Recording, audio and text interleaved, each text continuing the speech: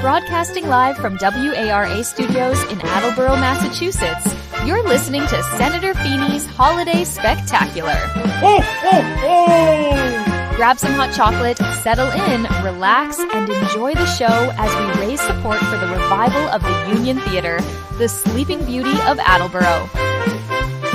And now, here is your holly jolly host, Senator Paul Feeney. All right, welcome. I guess I am the holly jolly host once again this year. Thank you, everybody, for joining in and tuning in. As you just heard, my name is Paul Feeney. I am the state senator from the Bristol and Norfolk District, a very proud state senator from the Bristol and Norfolk District. And we are here in the heart of our district in Attleboro, Massachusetts, at the WARA studio.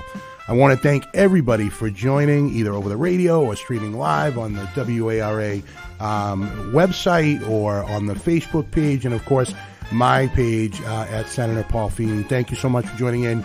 This is our third holiday spectacular show, which has now become a little bit of a holiday tradition here in the Bristol and Norfolk District and in the city of Attleboro in the area. I came a few years ago. He said, well, you know what? I have this crazy idea. I'd love to do a radio show. As somebody who grew up listening to radio and you know, just always loved the medium, and said, you know what? Let's do something a little bit different around the holidays. And so here we are in our third year.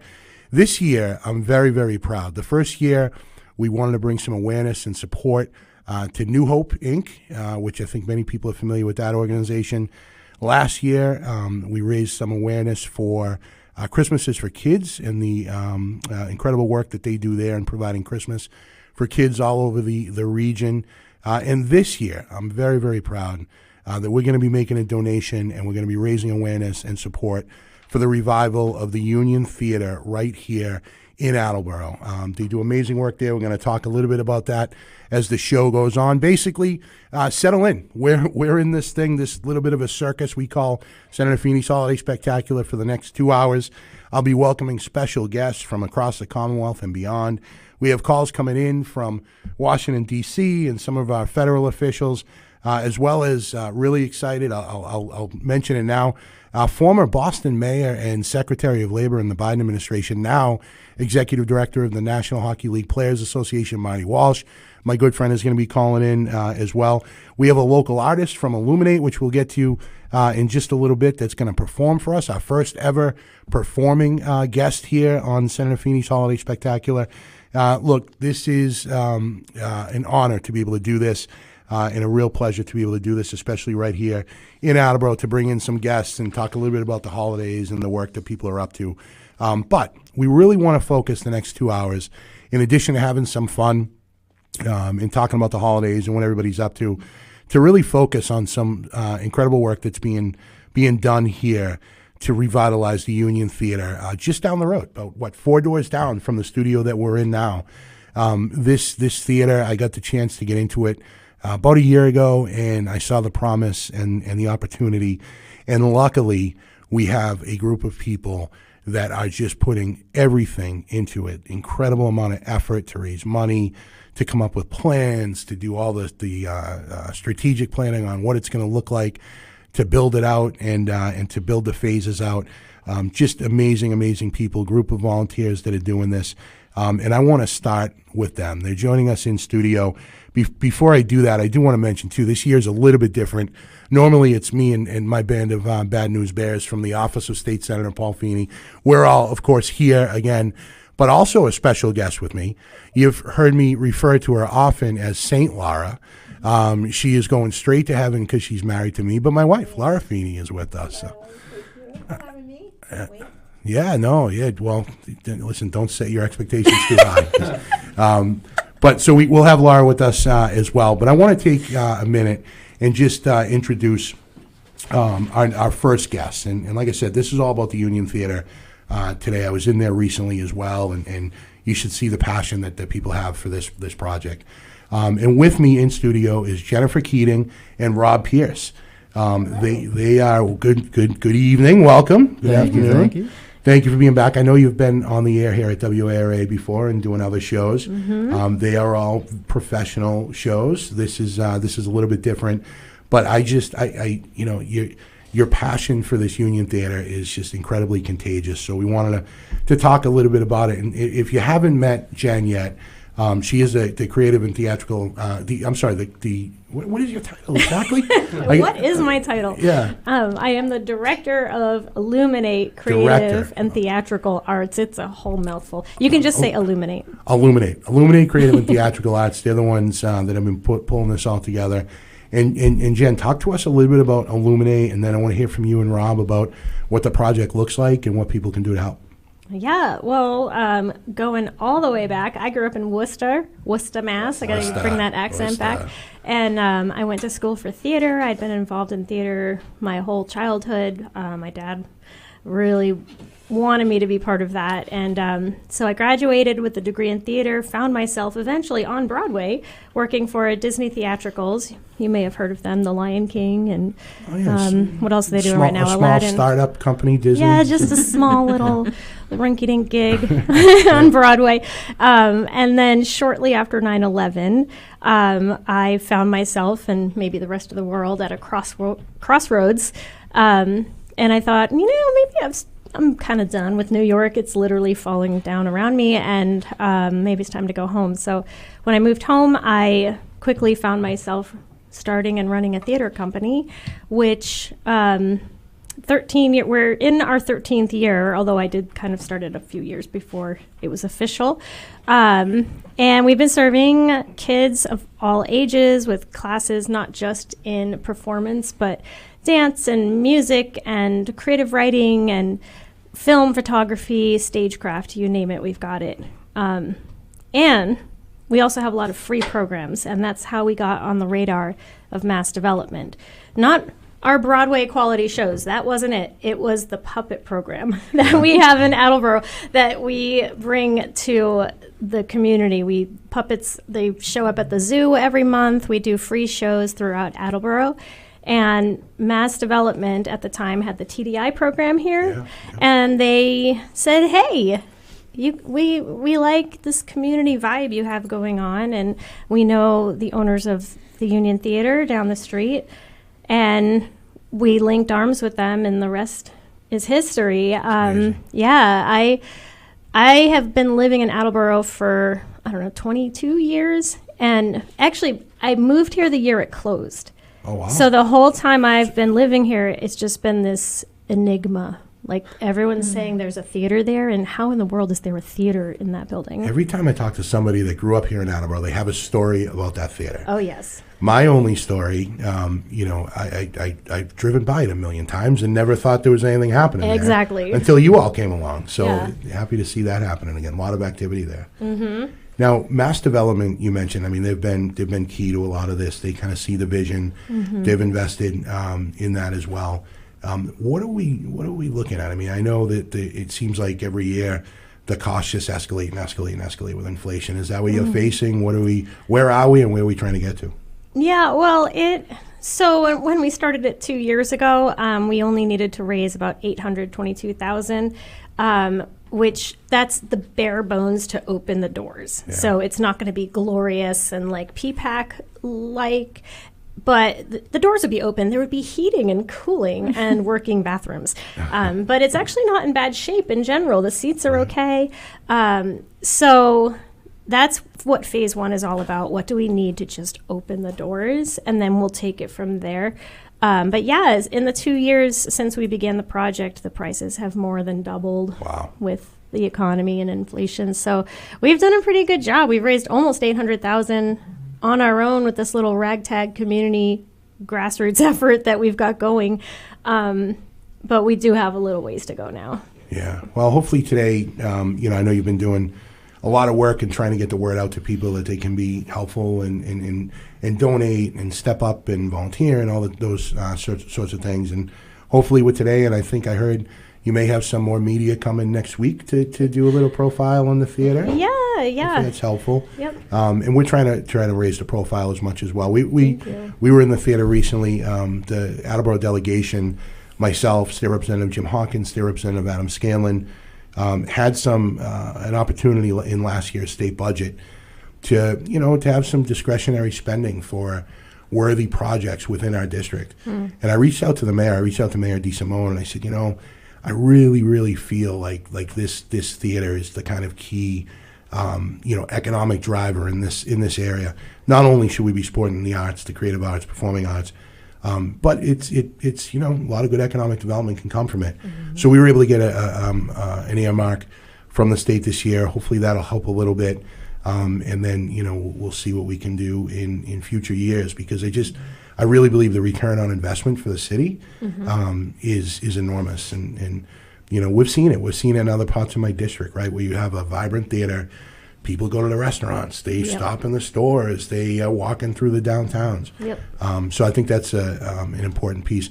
You brought Jen with you, somebody who I've gotten to know recently, Rob Pierce, and I know Rob is doing a ton of work over there, and when I talk about passion, you can see it in him.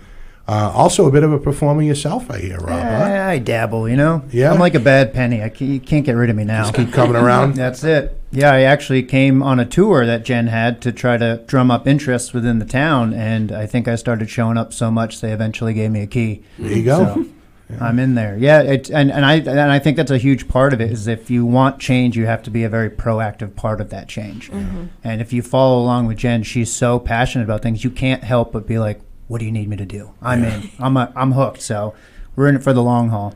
I always say when it comes to volunteerism and things like this, it's more often caught than taught, right? Right. There's a contagiousness to it, and you keep showing up, and then they'll give you a key, and now you're in charge and responsible one. Oh yeah, don't put any responsibility on me. Yeah, Rob, what do you hope to see when this is all said and done? What's the vision? What do you see happening at the Union Theater for years to come? I just think it's such a great opportunity to have an all-purpose room. Not only do we have live theater, but we have the potential to do live stand-up comedy. We can do movies. We can do so much with that space, and have it be a community space, classroom space for people looking to learn the arts themselves. So, I mean, to me, it's limitless what we could do with that space. Yeah. Right now in Attleboro, a lot of the Attleboro companies that are here right downtown, like the Dance Factory, Roundabout Productions, so many of us, School of Rock in Attleboro, there isn't a performing space for us. So we're all going to the Orpheum Theater. We're going to Pawtucket. And so right away, you've got all of these groups that would make use of this space, Yeah, I see the promise in the place. I don't think people realize when you drive by it, you see the marquee, you see the exterior of the building. You walk in there, and it's like you're taking a time machine back. There's this nostalgic feel, right? And we were up there a couple weeks ago, and Rob, you pointed out the old film projector that was still up in the projection room. Oh, yeah. And there was still film in there. Yep. What was the last movie? What's stuck in there right now? Mighty Ducks. Mighty Ducks. Still on the platter system. Classic. Yeah, we can only show the second reel when we reopen, so right, you're going to miss a lot of the movie, but you'll get the end. Oh, only charge half price. That's People, it. Yeah. So movies, music, comedy, theater. And even just like random events, like there's some schools around here that don't have an auditorium to do graduations. Right. There's a lot of need for a space like this. Oh, for sure. So it's a really, you think about that. It's a holistic kind of community space, not just, for those things that we typically see at a theater like that, but really bringing everybody together. I was joking with Keith, my chief of staff, last year in my position on the Ways and Means Committee. It's a little bit of a blessing and a curse. You have an opportunity to kind of weigh in on the budget, but then they tell you, hey, by the way, you have to host a Ways and Means committee hearing in your district. And we started panicking. Oh my God, where are we going to go? Is there space big enough? Can we handle the tech? Luckily, we found some space over at Attleboro High School. We brought in Jim Jones and the team at AACS as well to kind of help us with the tech. But when we were over in the theater, we were looking at it saying, if we get another Ways and Means hearing, maybe we can come down to the Union Theater here. And, it's those types of things, right? Yeah. So. Oh, for sure. We would love to host anything. Again, we want to be available to Attleboro. Yep. We're thinking like conferences, like sturdy film festivals we've been talking about. We've got all kinds of ideas. And I see you've been running some films out in the parking lot, right? Was that something you did in the last year? We were trying again. Yeah, we're into some wild, kooky ideas sometimes, and we got an inflatable screen, and we just had some people come out and sit out in the parking lot with us while we watched spooky movies, and it was a lot of fun. It was really cool to see people come out, and all you had to bring was a lawn chair, and you could watch the flick with us. Anything in particular? What movie?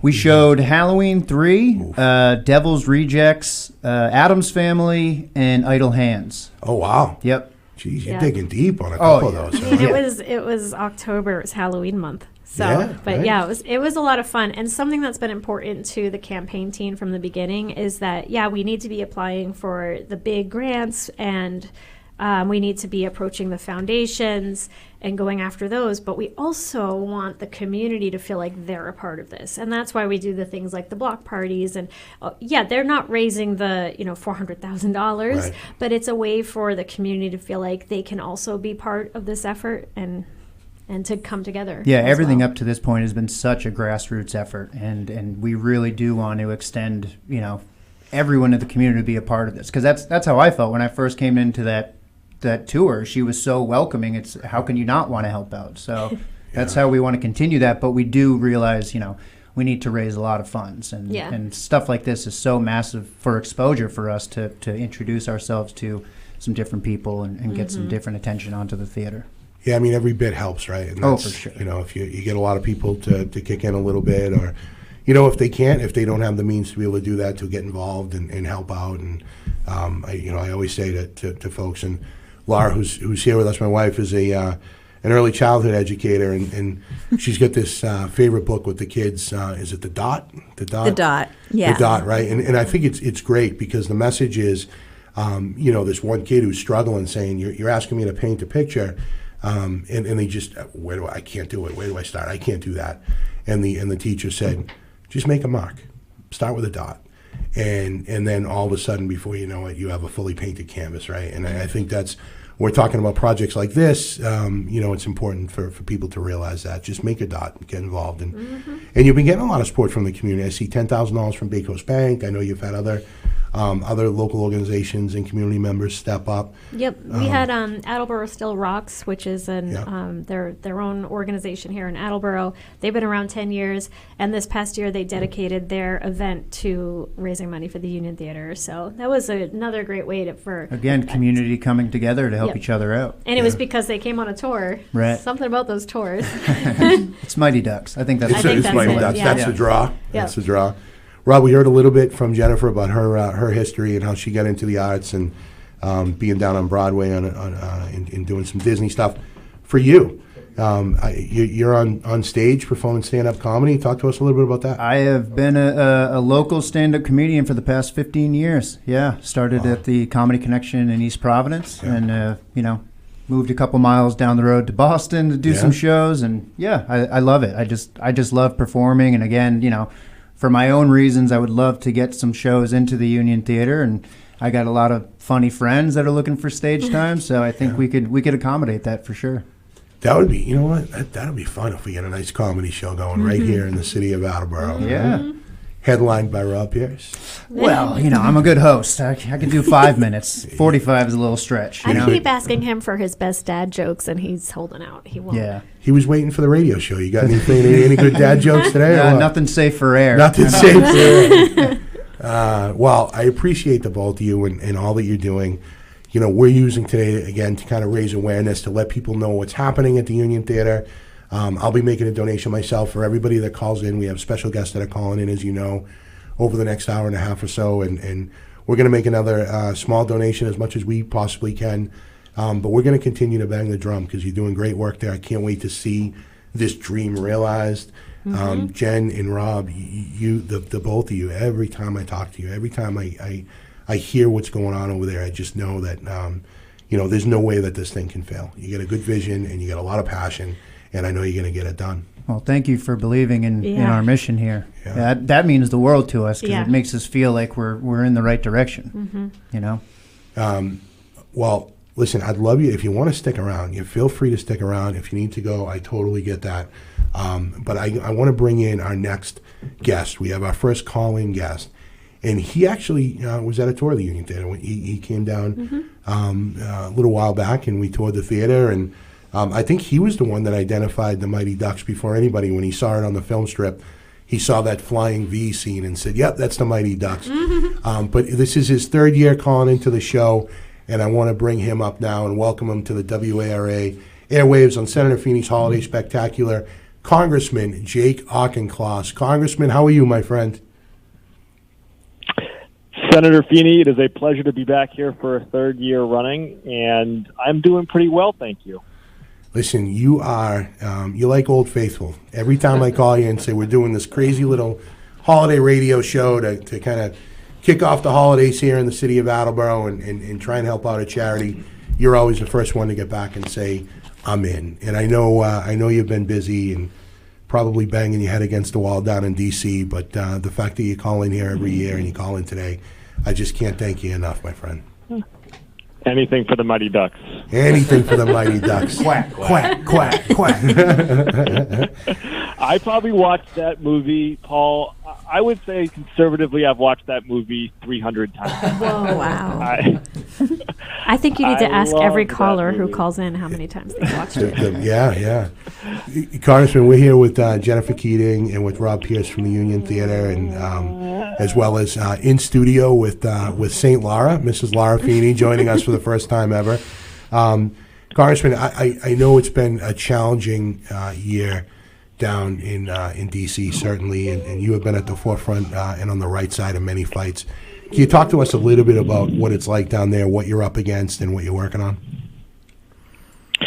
In the spirit of the holiday season, let me focus on something that's working. Because, listen, we can spend all hour talking about things that are frustrating, whether it's healthcare or an out-of-control president. But I'll tell you what, last week I introduced 3 pieces of legislation holding the social media corporations accountable to parents, accountable to underage users for toxic content, for defamatory content, for intimate privacy violations, for chatbots that are manipulating young users. And 2 out of those 3 bills were bipartisan. And we've managed to get one of them a legislative hearing and to get some momentum behind these bills. Now, we're up against the tech lobby, but we're making progress on an issue that I actually think can unite common sense people on both sides of the aisle on behalf of parents and families everywhere who know that these social media companies they're monetizing people's attention spans and corroding our democracy. I think we're going to take action. I think I've heard you reference it sometimes as their attention fracking our kids. Right. And it's just what a perfect way to put it. And the fact that you're on the forefront of this fight, obviously, I appreciate. We recently in the Massachusetts Senate, as you know, Congressman, we talked about it, passed a bill to ban cell phone use in the classroom. Yes. And when we first introduced it, and I started going out and talking to educators, it was they wanted it, but some parents said, "No, this isn't good policy."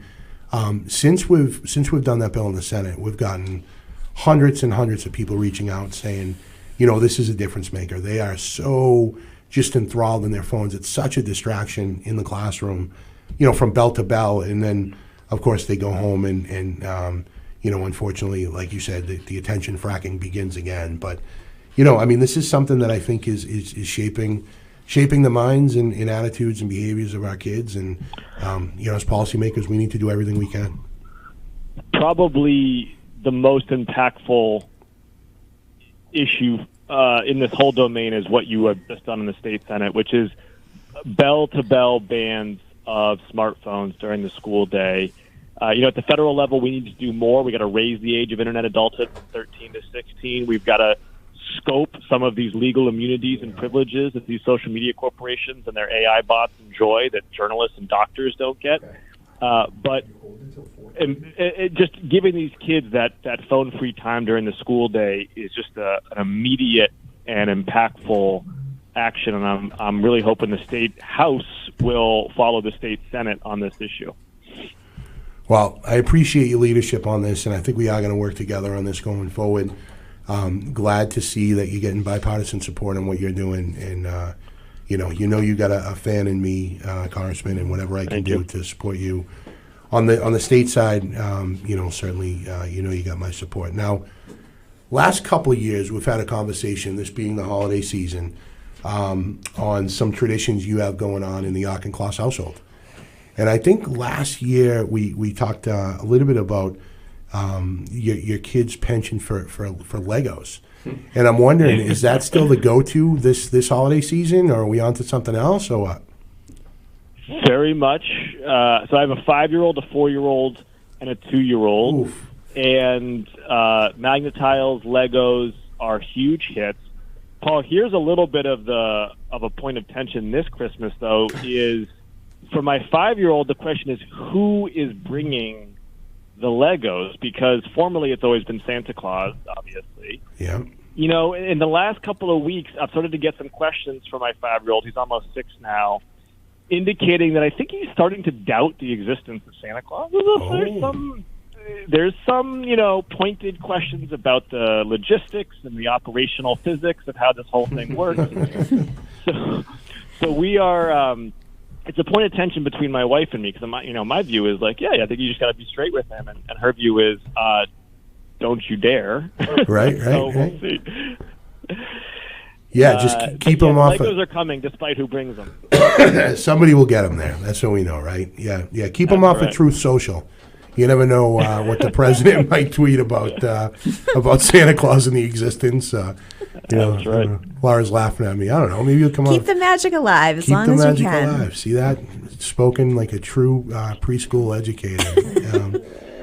So, Congressman, what does it look like now? You get some time off. Are you back from D.C.? Do you get a few days off here during Hanukkah and Christmas? I know you're always out working the district too, but what's it look like in your household? Just arrived back from Washington last night. Was working in the district office today.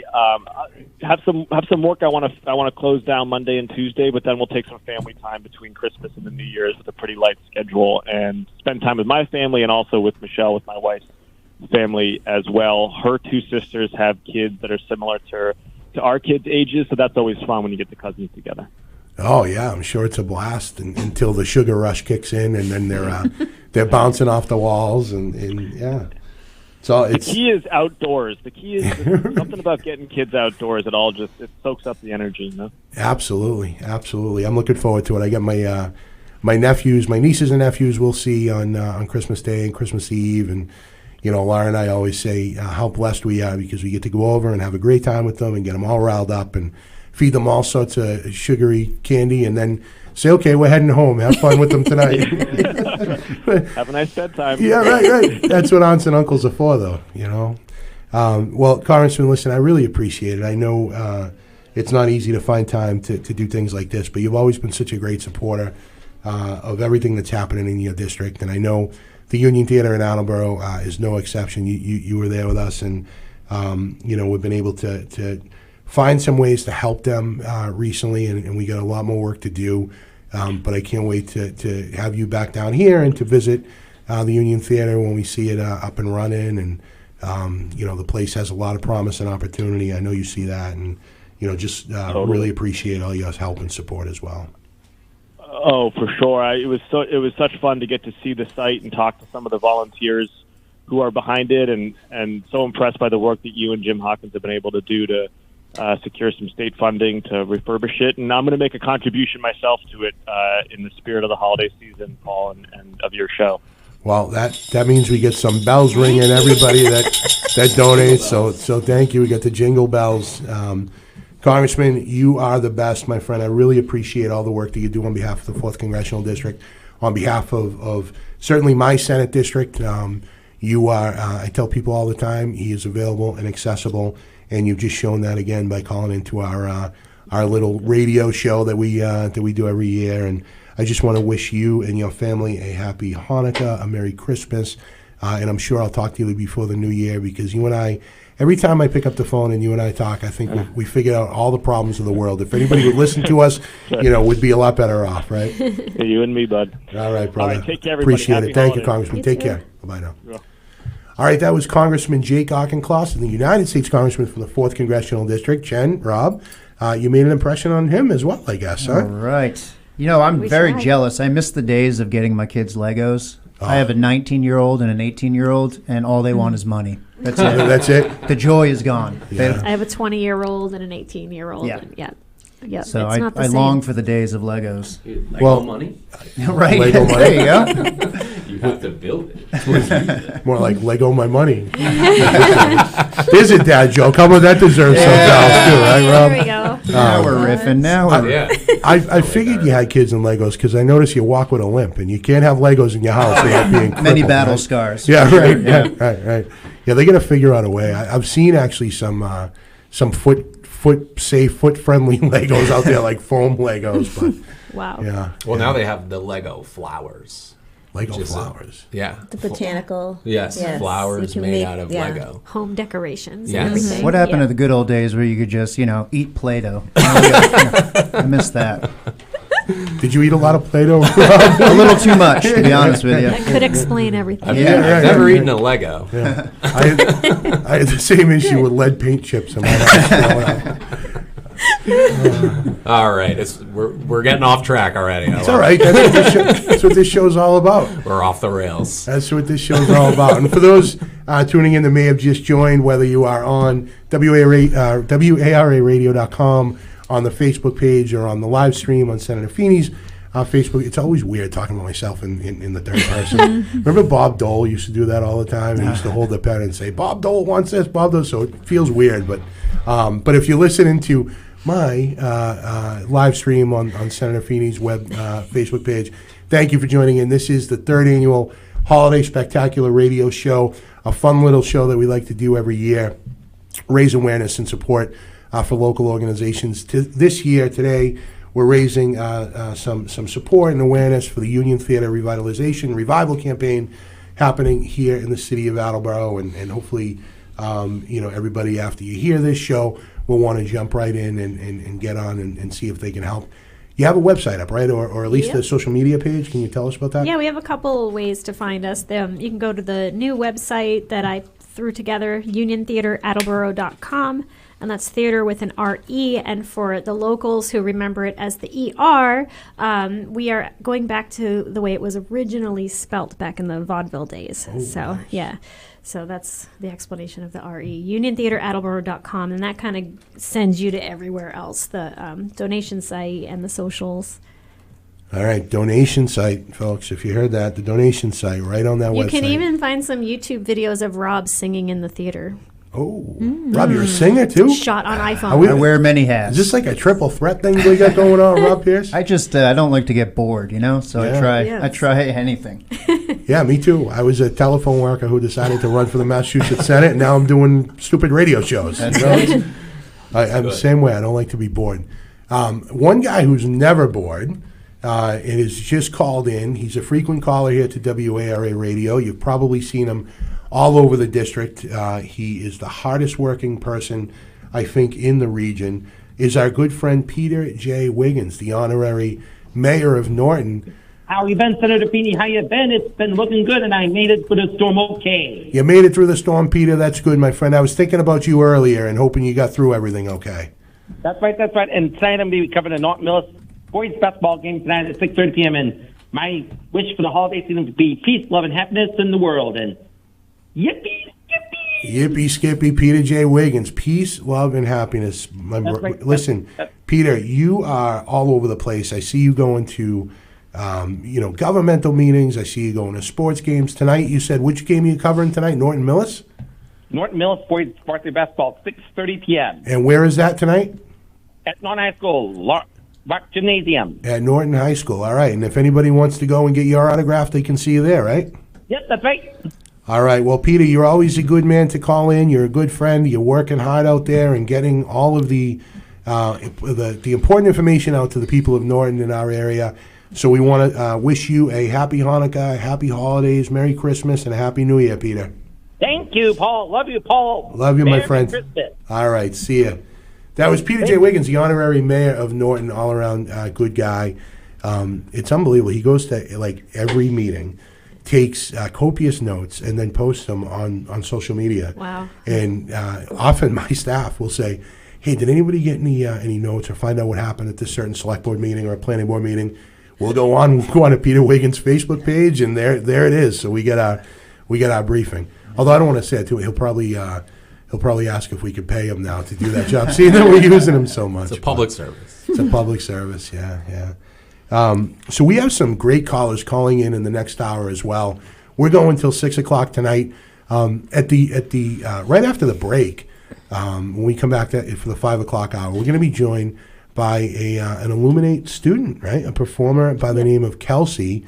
And Jen, you told us a little bit about Illuminate earlier. Why don't you delve into that a little bit more? Who are the students? What are they doing? And tell us all about them.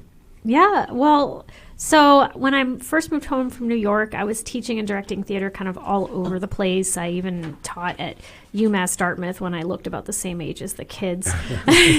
And that got hard when I started having my own kids. I couldn't do these nights and weekends and the rehearsals that are forever and ever.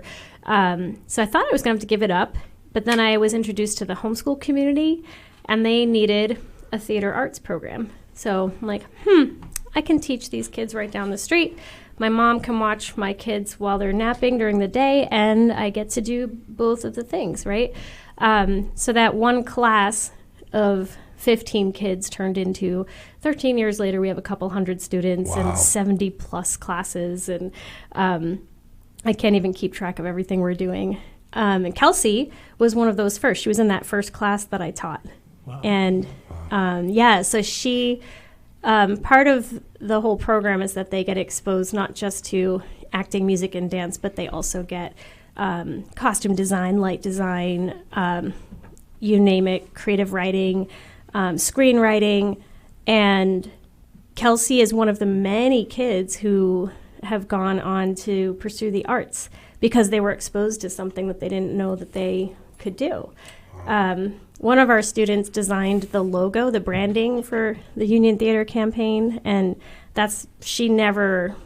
I'm pretty sure she didn't think she'd ever do something like that as a student. She was a singer and a dancer, and she ended up taking a graphic design class, and now that's her career. So, wow. And I just get excited about the fact that when we're at the Union Theater, those kinds of programs can be available to more kids because we're a little limited by where we rent space from right now. Right. So, just being able to open that up to more I think that's one of the cooler things about Illuminate is, everyone's trying to be famous nowadays, but they're teaching these kids the craft. And I think that's a really admirable thing, and you're teaching the kids the behind the scenes and what kind of work goes into an actual production. And if you're really going to pursue this, that really carries you into adulthood and what you want to do with your future. And I just think that's such a cool thing that they offer.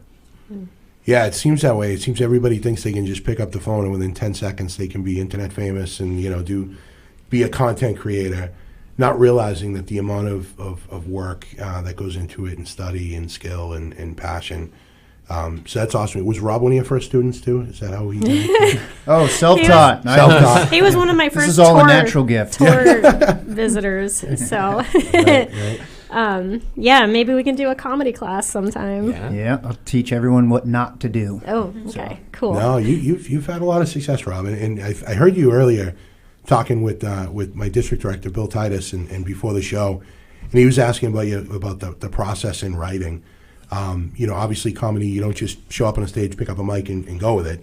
Talk to us a little bit about that. Kind of how much time you put into that? What does that look like as you're creating? Well, it's funny. I was only supposed to do stand-up once, and it was right after I got divorced. And I was thinking, if this is the worst life can get, I might as well try stand-up and see if it can get any worse, Yeah. And it was a lot of trial and error. There are many nights where you're just up there and no one's laughing, and you got to kind of just sit in it.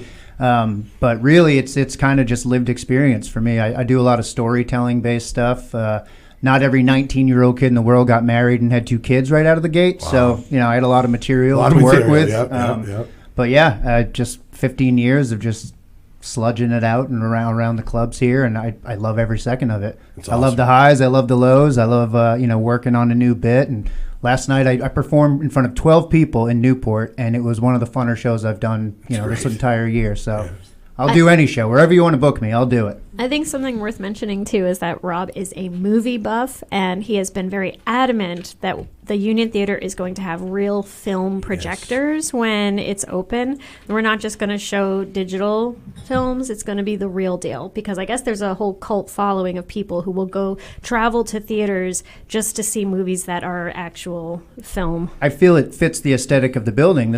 We're trying to restore what was. We might as well bring in, the way things used to be, and that is, to me, showing 35 millimeter prints. And we were lucky enough to we have friends over at the Columbus Theater in Providence who had these 2 functional 35 millimeter projectors they weren't doing anything with, and we rented a U-Haul, picked them up, and they're ready to go. We just need to set up the space. That is awesome to hear. It is that nostalgia, I think, that kind of brings people back, right? It's the way films should be seen, the way they were shot to be seen. Right? I think that's just a unique thing to do, even though it's part of the past. A lot of these kids have never grown up like that. Everything is just on the phone, and we want to offer something you can't do at home. That's what we want to do to get people inside the theater. We want you to sit and see a movie the way it was supposed to be shown. Yeah. So, back to our conversation with Congressman Auchincloss, right? We were just talking about how everybody's got their head into a phone. They're consuming all their content, in a small, 7-inch screen, 6-inch screen, whatever it is. It's just not the same. Laura and I are both movie buffs. We used to, probably years ago when we had a lot more time, we would go every weekend. That was where we were. We were going to see a movie, and we've kind of fallen out of that, I think, recently. But yeah, we'll get back. What was the last one we went and saw? I forget. Was it Hamilton? Oh, the Hamilton movie. I think it was. The Hamilton movie. I'm a bit of a Hamilton freak. I don't know if there's any Hamilton fans tuning in. Oh my goodness! He'll just listen. Everyone from Illuminate is listening, and they are. Yeah, big Hamilton fans. Oh my goodness! Yes. I went. I didn't see it. I will it's just admit, revolutionary. Yeah, I no didn't pun see intended. It right. For the first decade, it was out, and then. Over a year ago, I had the opportunity to be down in New York, and I said, you know what, I'm going to buy tickets to Hamilton, and I went and saw it, and I became instantly obsessed. Yeah. And came home and was singing all the lines, and Laura was rolling her eyes at me and saying, what is wrong with you? And I said, I'm telling you, this is amazing. You're going to love this. And we went down, last Christmas, I think you saw it, right? Yeah. Right. We went down last Christmas, and we sat up in the box, and we watched Hamilton, and she said, all right, I get it. Now I'm into it. So... yeah, and then when the movie came out a couple months ago, we went and saw that as well. But and I mentioned my wife Laura is here. We are continuing our tradition. So last year we went down to New York around the holidays for a couple of days. I will say that Laura is not a fan conceptually of New York City because as of a concept. It's a lot. It's just a lot. It's too many people. There's too many things. Hustle bustle. Like you can't even walk across the street without just a flood. You can't. It's just too many people. So it took a little bit of work for me to get her to say that she would come down. I said, we'll go down around the holidays. It'll be magical. So I planned the trip, right? Type A, I get spreadsheets, and we're going to do this, we're going to do that. That's true. He does do that. That's how we have fun. I mean, to the minute. And we drive down, and which, look, Laura and I have been married for, 24 years, going on 25 years. So a 3.5-hour car ride is like, the fact that doesn't end halfway through is a miracle anyways. But we made it down there. And I had everything planned to the minute and the shows and everything. And she said, can I ask you something? I go, she goes, did you put on our schedule when we're actually going to stop and eat? And no, nothing. No. And I said, it's New York. You there was grab no a slice time for $1 at every corner in the city. Yeah. But we went down. But the worst part about it, I said to her, you're going to love it. We're going to go see shows. It's going to be awesome. It's Christmas. It's magical. It was 4 degrees for the 2 days that we were down there. It was a cold snap. It was literally the coldest that they've seen in a long time. Yeah. So there we are trying to force a smile, looking at the Rockefeller tree. She's ready to just knock me out because I'm like, oh, this is great. It's magical. And she's like, I can't feel my fingers. But so we're going to try it again this year. Right? Yeah. We're heading down this weekend better. for a couple of days. We're gonna go see a play on Sunday. Here I go again, telling you about the itinerary. The plans. Yeah, we're gonna see a play on a Sunday matinee, and then we'll go get dinner Sunday night, and then Monday we're going At to least I get to eat. I was going You to get say, to you eat. I mean, worked I'm that lucky in. this time. I learned, Rob. I learned. I got yelled at so bad last time. It's going to take you to a hot dog cart, right? I probably just Yeah. a slice in the side of the street. I don't know. Ever the romantic. She said to me, so we went down in the spring, and we were going to see Operation Mincemeat. So where the theater was, we were like, we had to go. We had just pulled up into the city, and we were running. She goes, I have to eat. What is wrong with you? and I said, there's a pizza shop right across the street. So we go in, and it's Times Square, right? So you go in, you grab a slice, and we go out and we're eating it. And she said, I can't believe you. I said, what's that? She goes, you're making me eat in a gutter. I said, That was the only place to stand, was like right there. It's very And Times like, this is Square. great. This is, but at least I got to eat, I guess. It was a good slice. I'll go back there again. Sometimes if you're lucky, you get the steam rising. I mean, so yeah. you're warm, Oh, too. yeah, right. Yeah, it's a trip being married to me, I'm sure. Laura, It is. That's why It is. you're Never a saint. dull moment. keeps I things suppose. exciting. Yeah. But see, what you guys are talking about is exactly what we hope to happen here at the Union Theater. It's not Times Square, but you didn't just plan to go see a show. You planned to go get something to eat. You went to see something. It's like an event like that automatically involves sightseeing. Yeah. And, And doing- Attleboro has a lot of sites. Attleboro It has does. more than a hot dog stand. Yes. too. Yes. Although we do have a great hot dog stand. Great. Tex Barry's, Coney Actually, Island. yes. Yeah. You do have a good hot dog stand. And more. And Yeah. more. And more. Yeah, no, that's the vision, right? Bring people in, see a show, hang out, watch a movie, get something to eat, see the sights. I mean, people don't realize too that there's a lot of natural beauty in Attleboro. I know Mayor DeSimone and the city council and her predecessor, talking about the walking trails, and we did the down the Audubon. And, Yep. and I always say Attleboro is a city on the move. There really is a lot of opportunity here. We're seeing new housing, people coming in. We're seeing young families, right? We're seeing housing down right around the corner from us now, by the train station. A lot of people are coming in, they don't even have cars, right? They're taking the commuter rail into Boston and down to Providence. Making a walkable city means giving them something to walk to, and the theater's a perfect place.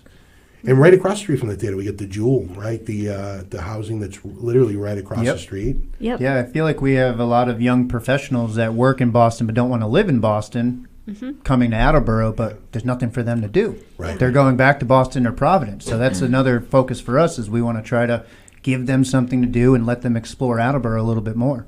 This reminds me of one of my favorite movies. Now, this movie's about baseball, but I think it applies here as well.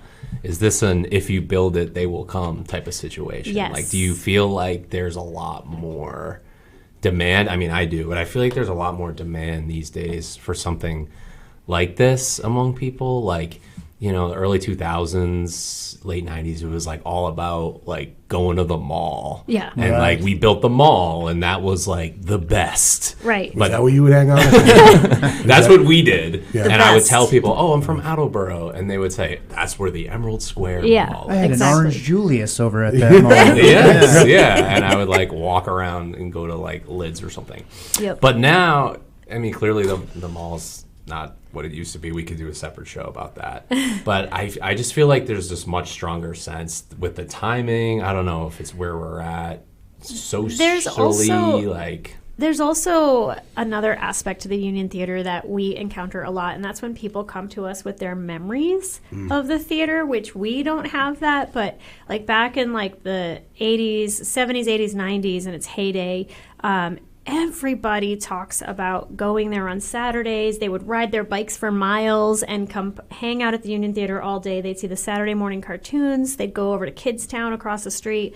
There was a candy store nearby, and they talk about the pencil boxes. Yeah, That Roxy got. Peachy, the manager of the theater, who later owned it for much of its existence.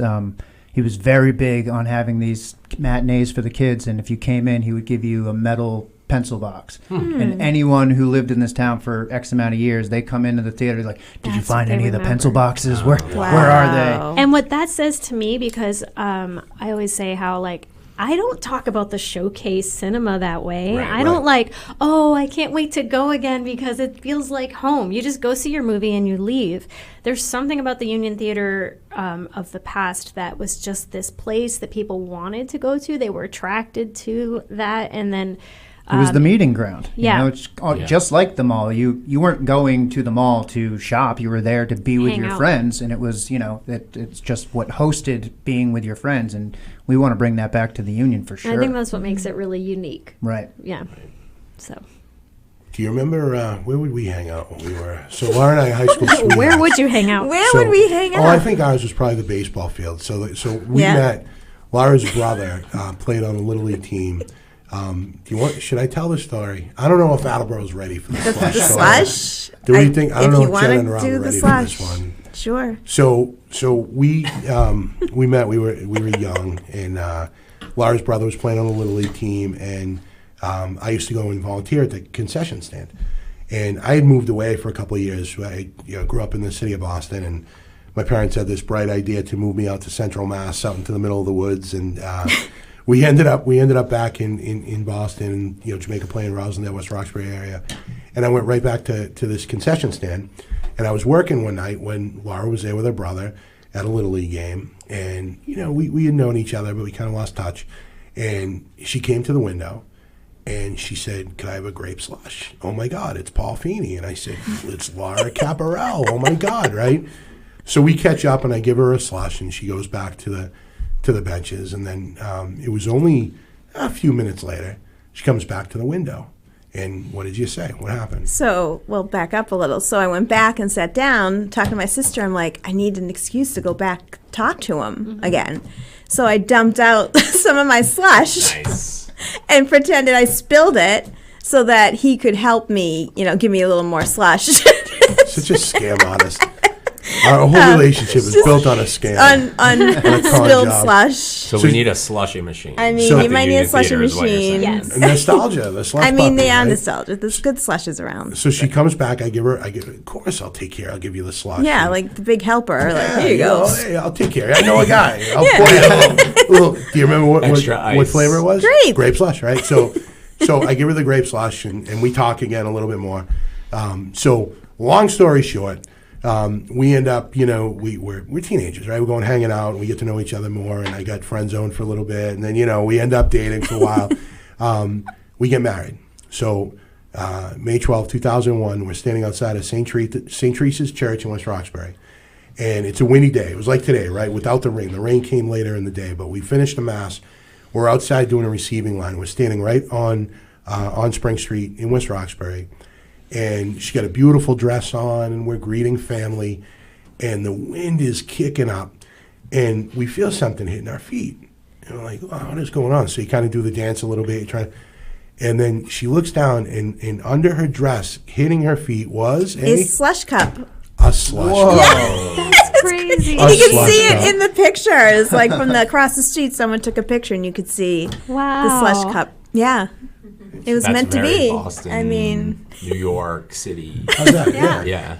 How's that for a Christmas story? Huh? that It's, is the story of the slush. the story of the slush. I think we need to bring back a slush machine. Oh, yeah. I was going to say, are there going to be concessions? Yes. Yes. What do we got? You need concessions. I mean, We have that vintage popcorn maker in vintage there right Okay. now that we want to refurbish. Yeah. But yeah, we're definitely looking into beer and wine if we're able to, Yeah. and snacks for the kids and everything like that. So yeah, the beer and wine is not for the kids. no, Got it. Good point, Jen. I mean, Just say it. I don't think we'd be in business very long if that was Yeah. the case. That's We the will NyQuil. card everyone. The NyQuil for the kids. If you're watching this, licensing.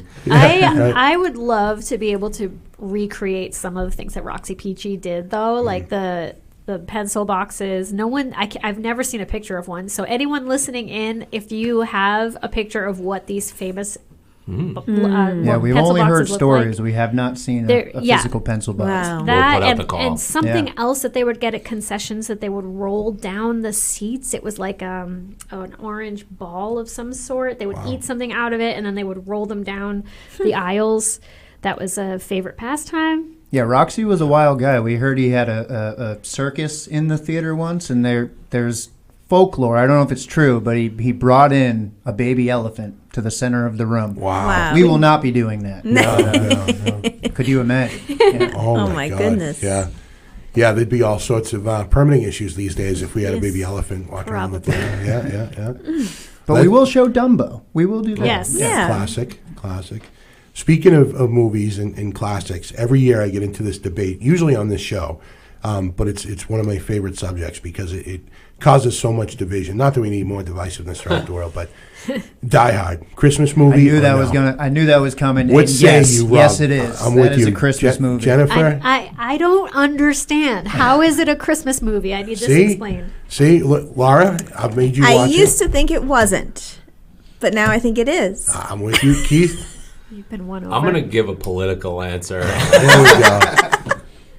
But what does a Christmas movie make? Is it just because it has Christmas elements, or does it need a Christmas like narrative? Okay, are you with me? Is anybody? with me? Yeah. That's the intellectual debate, but it's a yes or no. It's a feel thing, right? Like I don't need to look at Drake May's stats to know that he's like MVP material this year. Just you watch him play and you know, right?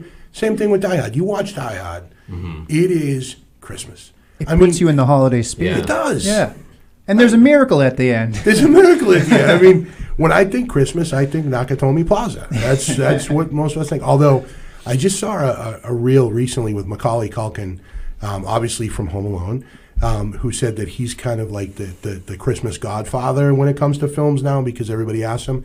And he said unequivocally, Die Hard is not a Christmas movie. Oh, he has spoken. Right? That is a hard disagree.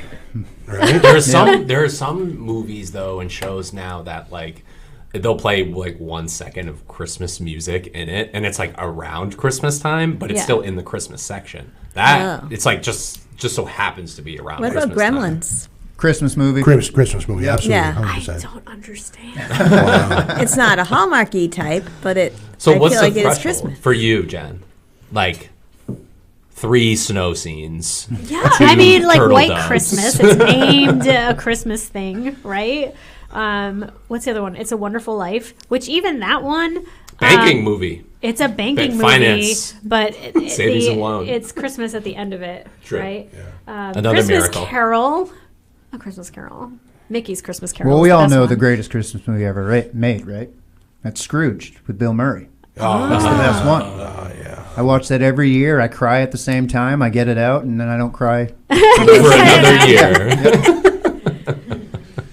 Yeah, it'll be fun to show all of those at Yes. the Union. It will be. We have all these ideas and plans, and Do you direct any Christmas theatrical productions? we've done White Christmas before, and we had it snow on the audience. That was really fun. My team, we pull out all the stops. Like, if it needs to rain on stage, it will rain. Can we do that next year in the studio? Yes. Yeah. We'll make it rain. Make it We'll snow. Make it snow. a catwalk, and we'll do. I don't know.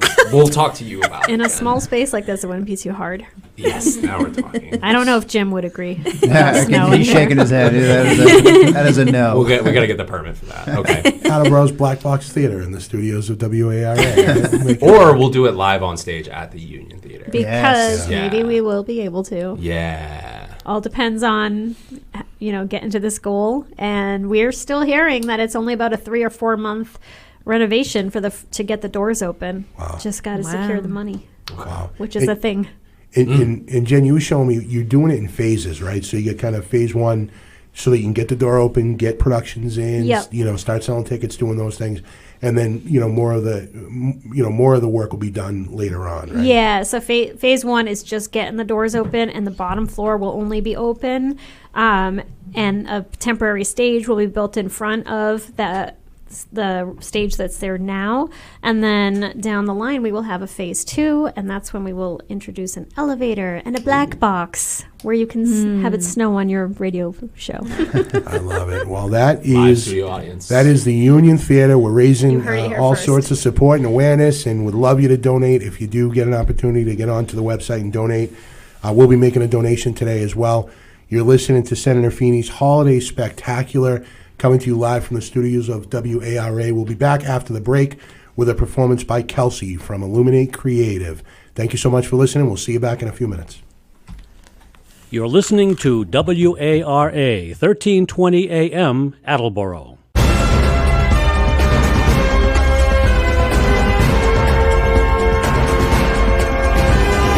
Welcome to the AACS Daily News. Dan and Linda McCurney, along with a host of generous volunteers, are preparing to hold their 9th annual Community Christmas Meal, free for anyone in the community who would like to connect with fellow residents during the holiday season. The community meal will be held on Saturday, December 20th from 11 a.m. to 1 p.m. at St. John the Evangelist Church. AACS spoke with them to learn more. My name's Dan McCurney. And I'm Linda McCurney. We're here for our annual Christmas meal. There's 9 years in the making.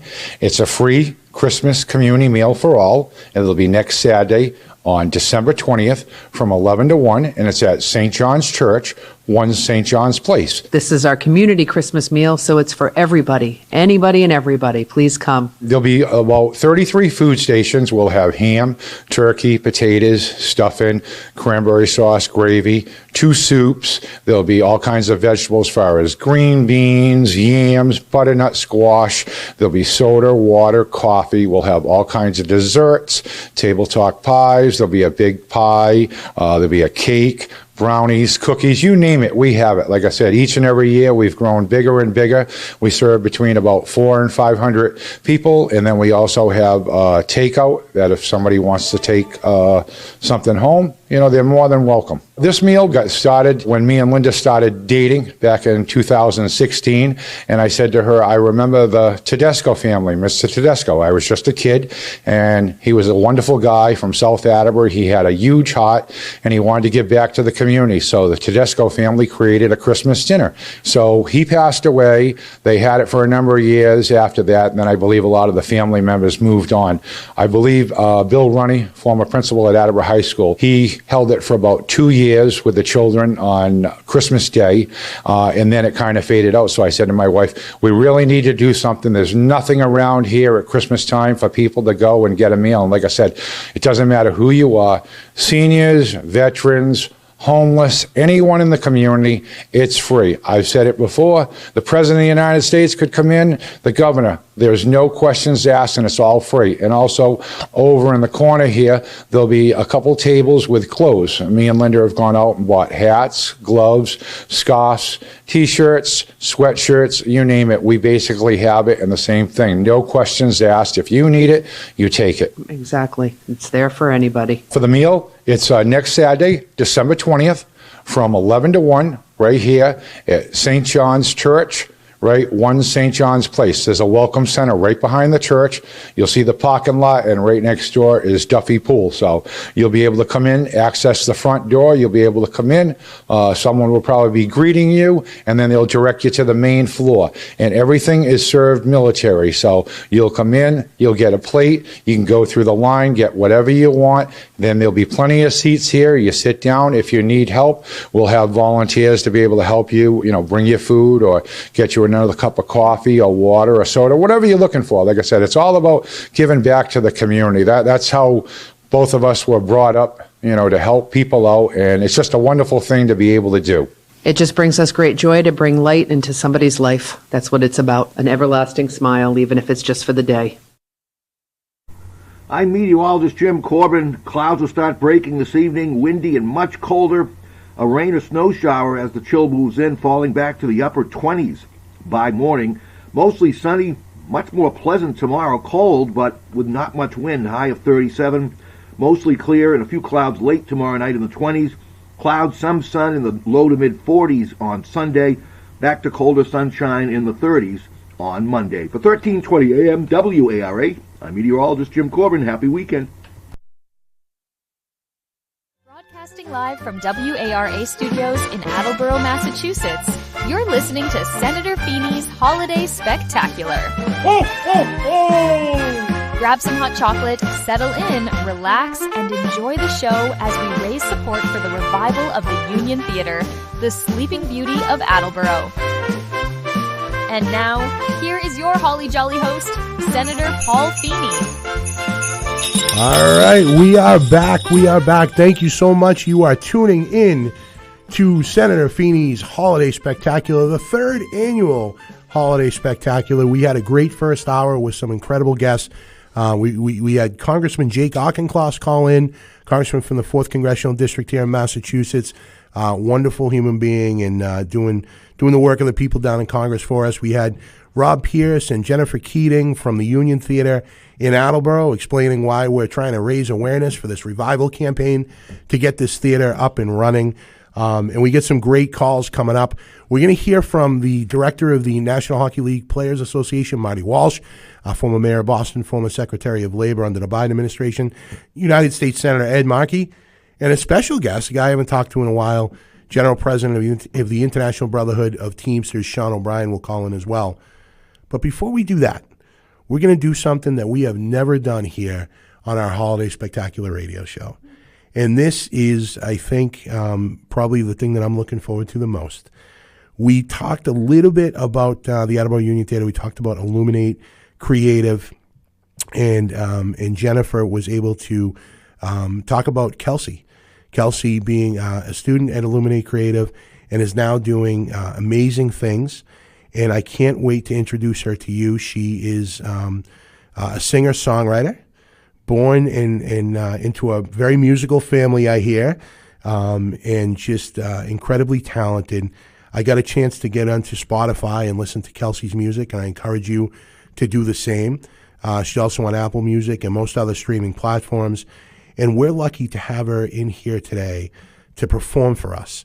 She has an original holiday song called Good Old Days, and I want to welcome her, first of all. She's from here in Attleboro in the southeastern Massachusetts region.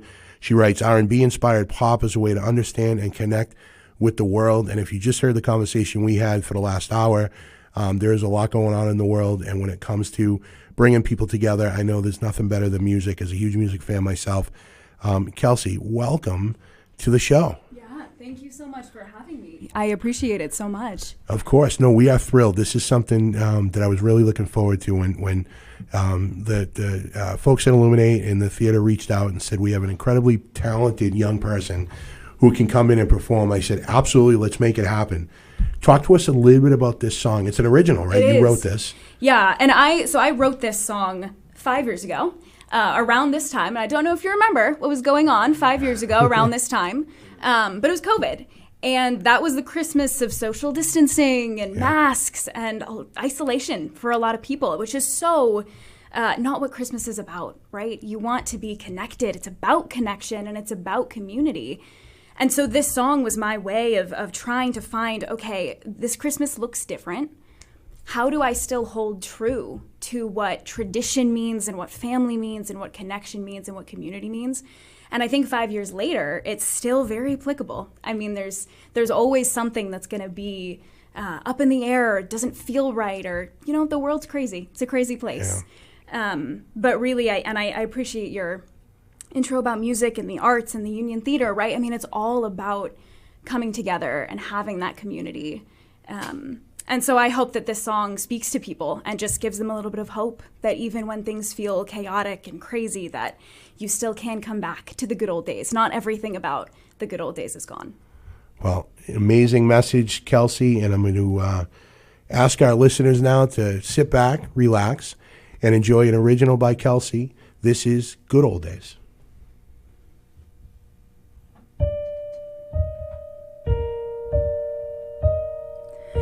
Twinkle lights don't shine as bright as they usually do this December.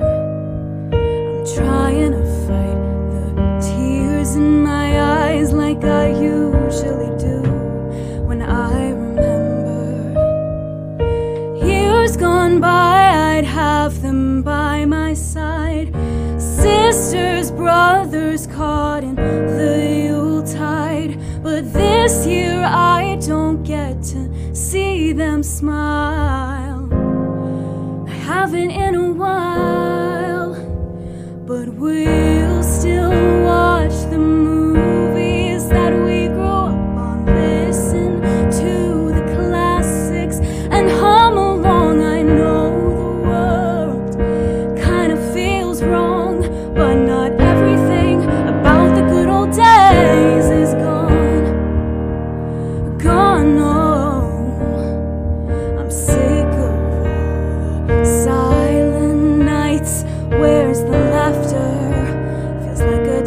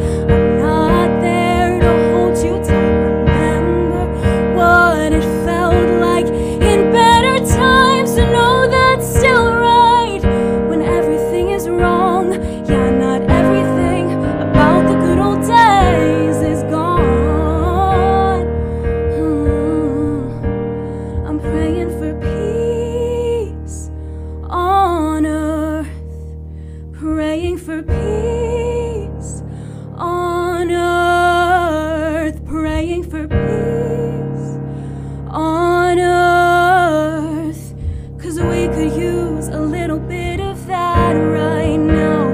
Praying for peace on earth, praying for peace on earth, praying for peace on earth, 'cause we could use a little bit of that right now.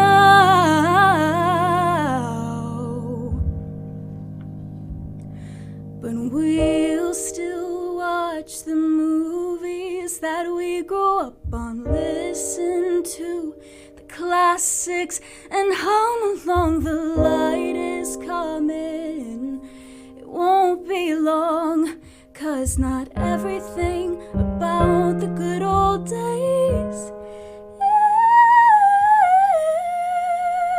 is gone.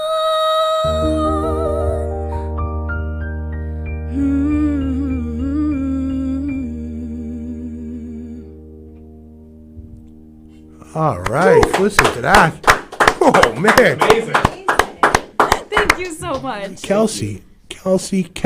Now, you were hyped up coming in here. Everybody told me how good you were going to be. And I got to tell you, you far exceeded the expectations I even had. That was amazing stuff. Incredible work. Thank you so much. You've been doing this for a long time. I have. Yeah. Since you were just Since a little I one? was 13. Wow. Yeah. And it is, I mean, music is just such a way to connect to the world. Yeah. And I'm so privileged that I was able to be a part of Illuminate and get those opportunities. And I want everyone in Attleboro to have the opportunity to experience what it means to be in the arts. So I'm so excited for the Union Theater and it being able to really be a light in Attleboro. How can people listen to you? So you're streaming on most platforms. Yes. How can people listen to more of what they just heard from Kelsey? Yeah. So I am on Spotify. I'm on Apple Music, most places that you find music. My artist name is spelled K-E-L-C-E, just like the football player, which it was funny when I was choosing an artist name. I was like, you know, who's that random guy, Travis Kelce, who's playing for the Chiefs? Meh, he's not that good. I think I can just take that name. But, you know, other things happened. But now at least they know how to spell my Kelsey. artist name. Yeah. K-E-L-C-E. If anybody wants to listen to more of what you just heard here on our radio show. Kelsey, obviously, you know, we're talking about the Union Theater, what that'll mean, right, for people to be able to perform more.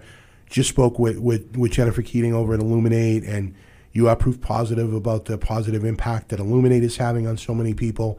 I know that would be kind of the number one, and I heard you actually performed with your family the national anthem in an empty theater, and the acoustics were something special. And, Yeah. Other than the Union Theater, what is one venue you can see yourself performing in? Like, that's where I want to be. When I dream about what I'm going to do, that's where I'm going to be sometime. That is an excellent question. I think locally, I mean, Gillette is a dream, right? Of course. That would be spectacular. But I think also like Madison Square Garden, right? You guys were talking about New York earlier. Yeah, MSG is the place, yeah. It really is. And I think that, I mean, it just holds so much history. And like that's the place to be as an artist. Yeah, if you can get there, that's the goal. So what's the plan? How do you do that? So you're continuing to write songs. Did you released another single this year too, right? Earlier this year? I have not. So I've been hard at work in the studio, Okay. Working on a lot of other music, collaborating with other people in the local area. Yeah. And I think that's something that, I mean, you were talking earlier too about people wanting to pull out their phones and just immediately get famous, right? Yeah. But it takes hard work and it takes dedication, and it takes a village. Like, you can't do it by yourself, and you do have to lean on other people. And I think there's a stereotype that like people in the arts can be very cutthroat, and they're like, no, if you succeed, that means I can't succeed. Right. And that I've been so blessed to be surrounded by people who lift me up, and I want to do the same for them. I want to bring everyone with me in the journey. But I think really digging into your roots and not moving to Nashville or LA or like, those are like, you know, when you think music, when you think the arts, those are the places that you want to go. But it's it's so important to stay local because there's talent everywhere. Yeah. And you want to be able to build it in your community, not just in another strange place that seems like the place you need to go. Any musical influences? I mean, obviously you got a very unique sound and tone and your delivery. I mean, I could tell your writing is very, very advanced as it is, but even the way that you kind of deliver it, and your tenor was something that you don't hear from a lot of artists, and the way you kind of your phrasing in that song that we just heard. Do you draw inspiration from anybody in particular, or is it a lot of different artists, or who's on your Spotify rap this year? Oh my gosh, so many people. I'm an avid music listener. I think my partner wants to shut me up because I'm always playing music. So many people. I mean, I think Ariana Grande is huge vocal influence for me. She is just spectacular. Talk about a range, too. Oh my gosh. She is just incredible, absolutely incredible. And I think the fact that she also got her roots in musical theater has so much to do with her vocal quality and performance and the way that she shows up in the range that she does have. And I think, thank you so much again for your words. That means so much to me. But I think being in musical theater, you learn about technique and you're really getting into the roots of music theory and trying to understand it more, and you focus a lot on your performance. And so I think that is a huge influence into how I write and kind of what I want to come out of my music. But again, I'm like, if I hear something on the radio, I don't care if it's like country, if it's R&B, if it's pop, if it's a musical. You were talking about Hamilton earlier. I'm like, yeah, I want to get Hamilton in here. Really any kind of music, I love it all. That's awesome. That's awesome. So you're into musical theater. Have you done theater productions too? You've been into some musicals, and do you have a favorite you've been in, or something you want to be in? I mean, favorite I've been in was Beauty and the Beast. I did that with Illuminate in my senior year of high school. That was a fantastic role. And I think, a dream role, of course, is going to be like Elphaba on Wicked. Right, it's got to be. Right. Defying Gravity is so close to my heart. And that with the new movie coming out, it's like come back to my mind. And I'm like, oh my gosh, that is such a dream role. And I love that show. I love the messages in the show and the movie as well. It's fantastic. Can you do the Elphaba, I don't know what the term is. Her run, the run. Yeah, the run. Nice. That's a good answer. There we go. Wow. Yes, you can. Yeah, okay, my turn. Yeah. Laura, have you heard me try to do that before? I've heard you try. She's heard me try. I do, yeah. No one's listening. She's heard me try. Yeah. Just leave it to me hearing you. We'll do a contest later and we'll see who has the best one. I don't know. Shane Coriali's here too. He's looking like $1 million. Maybe we'll get him to. Yeah, get him in front of the piano on the mic. Let's see what you got. Yeah. Happy to do it. Look at this jumpsuit he's wearing. First of all, Shane, you wanna? I don't know if I'm on camera here. Shane, come over near me. What do you? Oh boy. What do you got going on here? This is like straight out of the North End or something. Yeah, we got some inspiration from our friends in New Jersey for this one. What do we got? Sorry, squeeze by me here. Just a little velour jumpsuit, Do you even gift? What's What's on the back of this thing? Santa Fitness lifting some weights. Jesus. Shane Coriali, everybody. My legislative director in the office of Senator Feeney. I like that, Shane. You're nice and festive here today. I don't know if we're going to be performing. We certainly can't perform half as good as Kelsey just did. But, Kelsey, you are a living example of how important it is for, you said it takes a village, how important it is for people to come together around the arts, around the performing arts, creative arts, around fine arts, around all of it. I had an interesting conversation recently and had somebody say to me, Senator, you're putting money into the budget for these theaters and for the arts. Don't you think we should be spending money on something more important? And for me, honestly, Kelsey, and we try and triage the most kind of emergent needs, and I work a lot on homelessness. We work on food insecurity. We work on education funding, right? But I said to somebody, especially these days, when you see what's happening in the world and it's so divided, that's exactly when you're supposed to invest in the arts, right? That's when you invest in people and performances and in creativity. And it sounds, people look at me sometimes and they're like, Feeney, you're out of your mind. Like, what are you talking about? this has historically been the way to bring people together through music, through art, through theater, through performances, right? Through film, through comedy, through making people laugh, through stupid radio shows like this thing that I do every year, right? It's one of those things that you can't change the world all in kind of one fell swoop. Do what you can. Mm-hmm. Do what you can. And you performing whatever it is, whatever that message is, whatever you're feeling at the time, whatever you're writing at the time, that is how you connect with other people. That's how we connect with each other. Mm-hmm. And you're just a living example of that and what happens at Illuminate and what could happen at the Union Theater. So I'm proud to have you in here. I'm thrilled. We're going to make this a yearly thing now, where we have a performer come in. Nobody's going to be able to live up to Kelsey, of course. Oh no! Like I said, there's talent all around. You'll find plenty of incredible artists, I'm sure. Well, next time we do this, I'd love to have you back. And you may be too big at that point, though. I don't know. You may be. Never mind Madison Square Garden. You may be doing arenas and stadiums somewhere. But really appreciate you coming in, Kelsey, and what you're doing. Appreciate your support for the Union Theater Revival. Yeah. And I look forward to seeing you out there and just becoming as famous as Travis Kelce's fiance. Speaking of Kelsey, right? There you go. Are you a Taylor Swift fan? Do you? I am.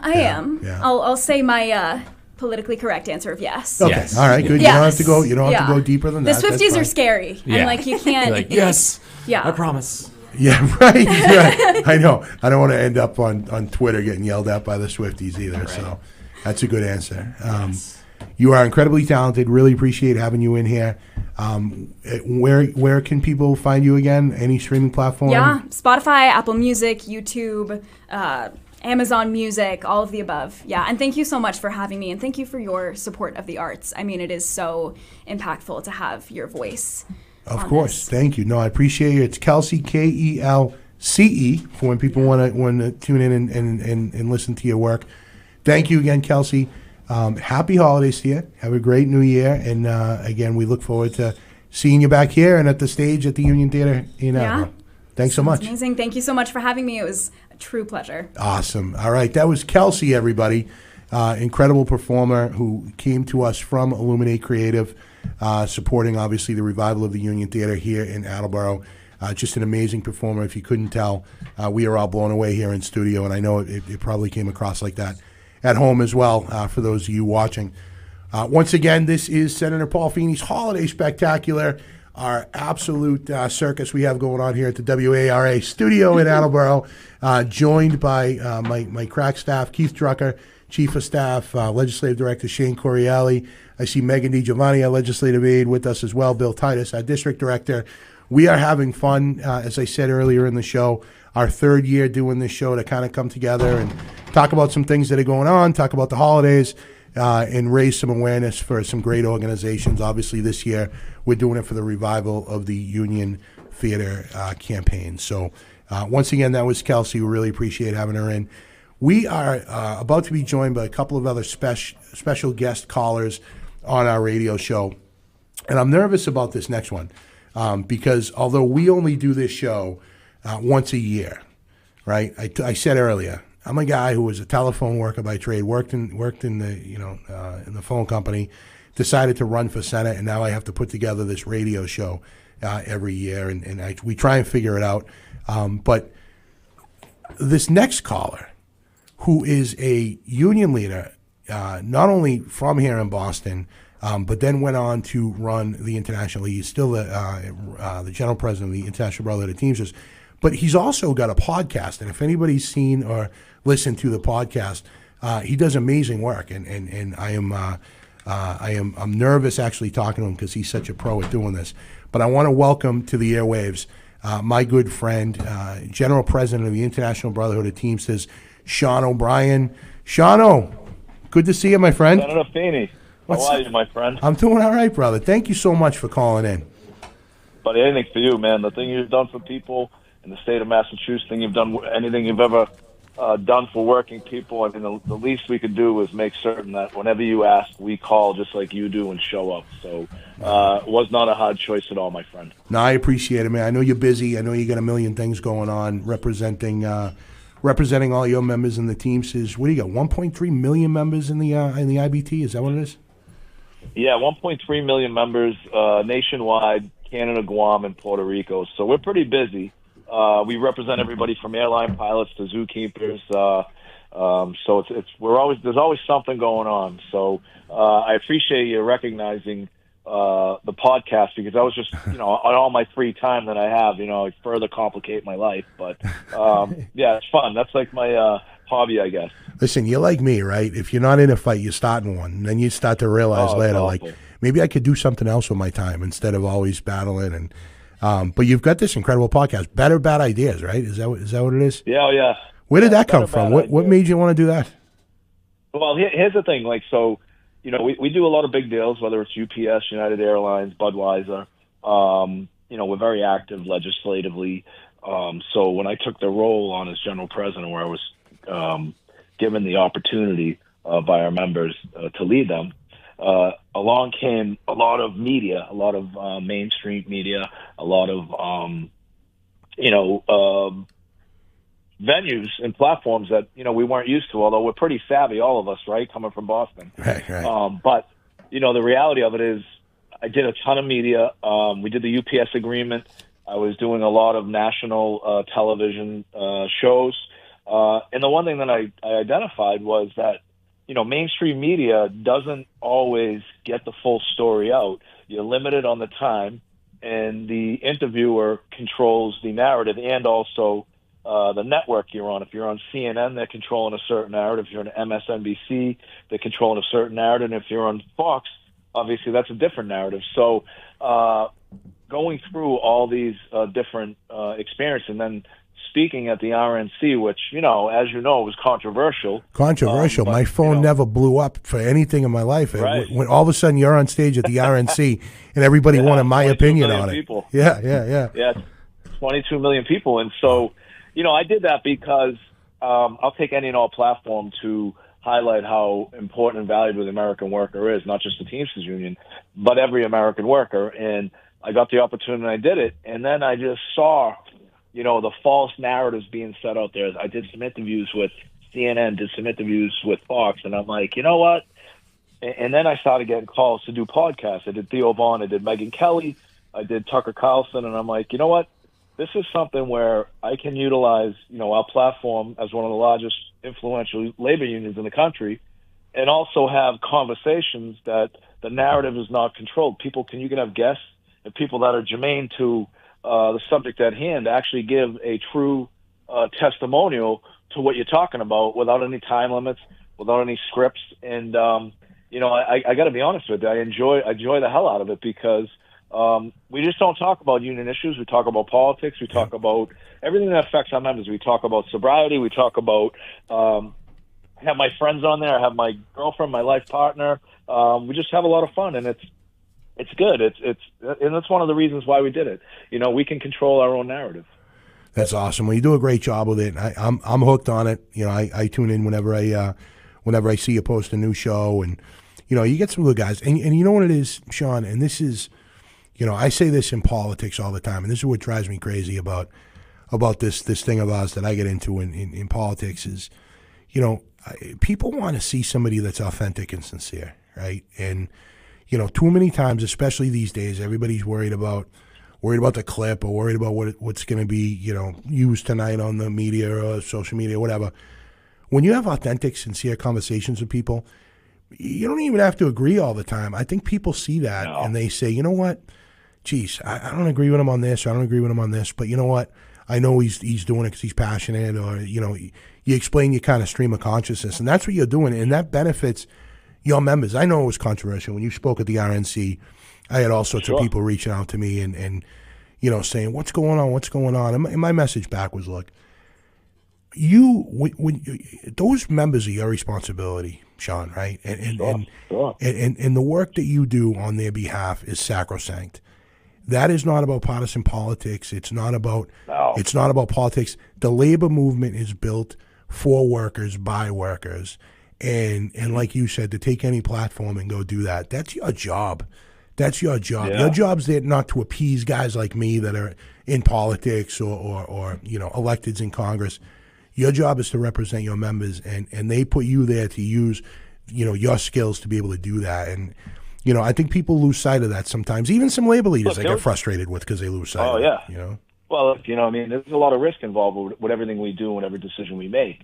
And you make a great point. Your constituencies, or our constituencies, they look at, all right, what are you doing? You just representing one party's interest. You're just representing a certain person's interest. You are elected, whether you're a state legislature or federal legislature or whatever your job is, or a union leader, you're elected to represent the body as a whole, regardless of someone's a Democrat, someone's a Republican, or someone's an independent.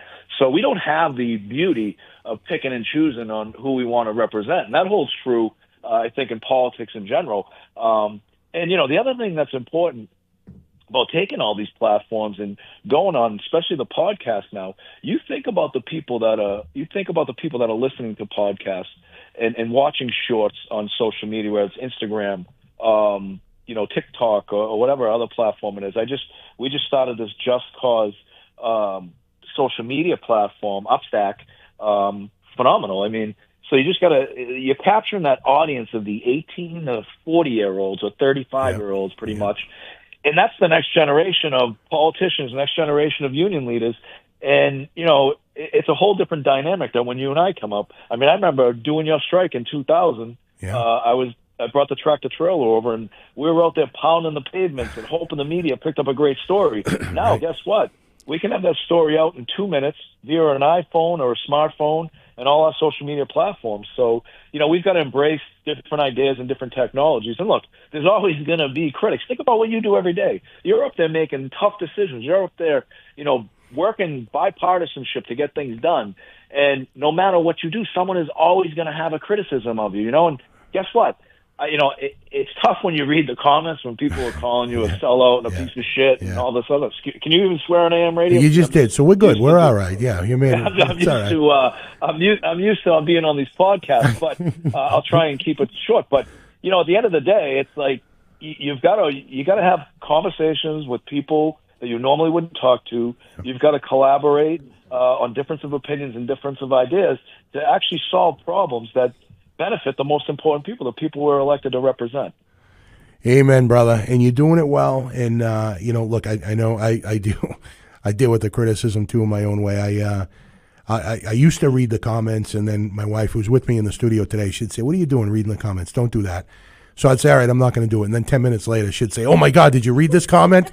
I said, you just told me not to do it. Now you're telling me about them. But hey, you know what? You know what the best part of reading the comments are? And I don't do it either. My girlfriend's like, she reads them and she wants to, commit murder. Yeah. But, I read them, and I don't get mad because it's like, whatever, But the best part is when you see the people that are writing the negative stuff about you and you read it, and then they see you out and they're like, hey, you're doing a great job. And I'll be like, no, that's not what you said in this post right here. Like, right here, brother. Look, take a look. Oh yeah, you see the courage come out of their face, but it is what it is. And as long as you think you're doing the right thing and you're doing the right thing, hey, it is what it is. Everybody has an opinion. I tell people all the time, we have the ability to change the face of things. For you, it's in the labor movement and with the International Brotherhood of Teamsters. For me, it's within the Massachusetts Senate. We have the ability to change the face of things as long as I can sleep at night knowing, that I'm doing the right thing. And I know you feel the same way. We've seen a lot of fake tough guys in our life, and people want to continue that in this day and age, and they want to do it online. Then that's fine. But at the end of the day, Sean, we know that you're doing the right thing, and your members benefit by it. You get the strongest contracts in the country, especially in your freight division, which I know is something that's close to your heart, and that you've been doing a lot of your package division and everything else. Keep it up, and hopefully you get some time over these next few days to enjoy the holidays. I know you go traveling around the country, meeting with members on a regular basis, so hopefully you get some time to enjoy the holiday, my friend, and just appreciate everything you do. Same here, my man, and I'm heading to Kansas early in the morning to meet the brothers and sisters in Local 41 in Kansas, and I'm going to fly back tomorrow night. Look, you should practice what you preach. If you're going to give me advice, I would appreciate it if you followed your own advice. All right, my friend? You're the best, brother. All right. Appreciate you, man. Have a great holiday, and remember, Santa's a Teamster. Santa's a Teamster, card-carrying union member.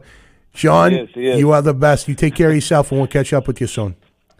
See you, my brother. Thank Bye. you. All right, that was Sean O'Brien, General President of the International Brotherhood of Teamsters. Boston boy, done well, now running things across the country. We are thrilled to have this next guest call in. Again, somebody who calls in every year to this Senator Feeney's Holiday Spectacular radio show. I can't thank him enough for everything that he does, representing the Commonwealth of Massachusetts in the United States Senate, but also for being a friend and mentor to me, and for working together with me on so many common issues for our district here in the Bristol and Norfolk district. But we're thrilled to welcome him back to the airwaves of WARA Radio, United States Senator Ed Markey. Senator Markey, it is great to have you on again, my friend. Well, thank you, Paul, so much. And by the way, I just want to say, Sean O'Brien, not from Boston. He's from Medford. Oh, I knew you would say that. Come on. We gotta.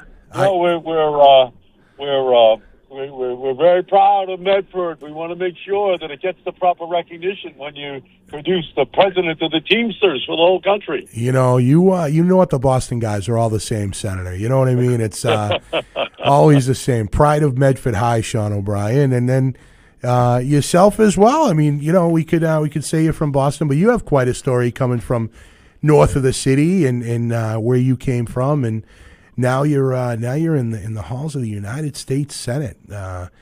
You know, incredible story. You know what happened, Sean. You know what happened, Sean. I'm sorry. You know what happens, Paul, when you're away on vacation or someplace, and people say, "Where you from?" We all say, "We're from Boston." Right.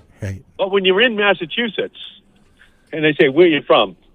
you don't say Boston. You say, "Oh, Malden, Medford, Attleboro, Taunton." That's right. You know, you localize it to where you're from, because we're all proud of the community that we come from, and it can be Foxborough or it can be, you know, the Berkshires, but each one of them has their own story. And actually, around Christmas time, it actually brings your memories back to when you were a kid, right? Yeah. Growing up in that hometown. Yeah, it really does. I mean, you know, this time of year always makes me nostalgic, Senator, and, you know, just thinking about growing up. This is my first Christmas without my mom. She passed earlier this year, and, you know, and it's a tough one. And you know what's funny, Senator? So, you know, doing the show now is our third year, and my mom was great. I mean, she couldn't tell you a thing about politics other than she was proud of me and what I was doing in the state Senate. But she would listen to the show every year.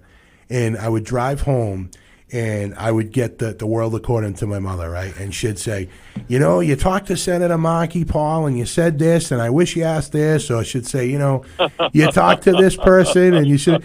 And I said, you know what? She always kept me humble. So I know she's watching down now on the show, but that's what it is. This time of year, you just think back. I mean, I grew up in. It all goes back. You know, the admonitions of your mother gripped your brain your whole life, you know. So I'm always wondering, what is Mom Markey thinking about what I'm doing right now? You know? Right. Absolutely. Yeah. Well, I know you're making everybody proud, Ed, and I know you got a busy year upcoming. Not only are you dealing with what you're dealing with in representing the Commonwealth of Massachusetts in the United States Senate and dealing with all the issues that we are with the absolute narcissist in chief in the White House, but you're up for re-election and you're running again, right? So you got a campaign coming up this year. Honestly, you know, my father drove a truck for the Hood Mill Company, so yeah, it's all the people who are going to be most adversely impacted by these cuts in education, cuts in healthcare, cuts in medical research for Alzheimer's, Parkinson's, all of it. It's all going to just cascade down into the lives of regular, hardworking people who are going to be seeing their programs just be decimated. So it's actually the most energized I've ever been. He's attacking, for all intents and purposes, like two generations of progressive programs that have been put in place. And by the way, Paul, those programs initiated largely in Massachusetts, largely in the Massachusetts legislature, whether it be universal health care, it be funding to take care of disabled kids and get them the education which they need, environmental protections, the forerunners of Medicaid and Medicare, is all coming out of Massachusetts. And that's why, honestly, I just want to say, that's why I'm so proud, of all the work you do up in the State House, looking ahead, leading the way every day. We're not an ordinary state. We're not just the Bay State. We're the brain state. And that's really what we're trying to protect. And I'd love the partnership with you, my friend, on a daily, weekly basis. Yeah, no, I appreciate it, Senator. I mean, I don't think people realize, we do a lot here in the Commonwealth of Massachusetts. And, of course, sound like I'm being defensive when I talk about stuff. But, people say, well, you didn't do this, you didn't do that. The Commonwealth of Massachusetts, we have led on many, many fronts to the point where, just as you just said, it's become, a model for what we should be doing nationally. And then I look around and I see some of those things that are being eroded, the backtracking on, on food assistance, right? I mean, we doubled down in Massachusetts for feeding kids to say, they shouldn't be going to school hungry. We talked to educators who said, how tough it is to educate a kid when they're starving in the middle of the day. So we said, remove the stigma. Let's provide breakfast and lunch. And then to see across the country where, there's this movement to say, well, you should jump through hoops to have to, provide food to kids. I mean, it's crazy stuff, right? Homelessness. Senator, you and I have talked a lot about homelessness. We're going to hear from Representative Hawkins, who's going to come in a moment. We've been working closely with him on a permanent supportive housing. In Massachusetts, we're doubling down on eradicating chronic homelessness by investing in permanent supportive housing. This novel concept of, hey, we can end homelessness within our life by putting people into homes. Yet you see across the country, many of your colleagues from different states across the country who say, well, you should have to earn your way into housing. And, I talked to people. We just talked to Sean O'Brien, and he talked about how in his podcast they talk about sobriety and things like that. I always tell people, could you imagine trying to tell somebody who has a substance abuse problem to find their moment of clarity while they're sleeping on a bench at night in a park somewhere? Give them stability, right? And then, you just see folks that get elected to office federally that, man, they just got this backwards idea of things. And, I don't know how you deal with that, Ed. You must feel like you're on another planet sometimes having conversations with these people. Well, on Tuesday night, the president gave a speech for 17, 18 minutes, and in it he promised every military person a $1,776 bonus this year. Yeah. What he didn't say is that he's taking all the money out of housing assistance. And so, you're right. It's just a complete, total dissociation between the needs of the country. Not that we shouldn't give a raise to soldiers. We should. But you can't loot the housing programs for soldiers, for veterans. You can't do that as all part of one sentence.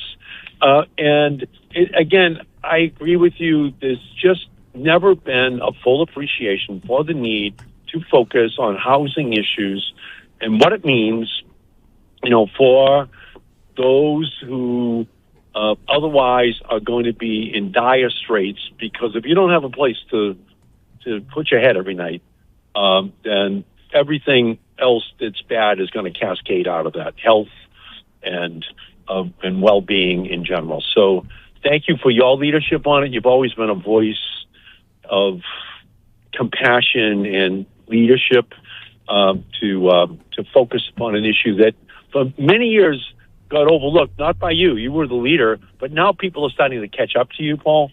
And so I thank you for that. Thank you, Senator. We are blessed people. I know you and I talk about that often. How lucky we are to be in to have these opportunities to help people, and we're not always perfect. And I know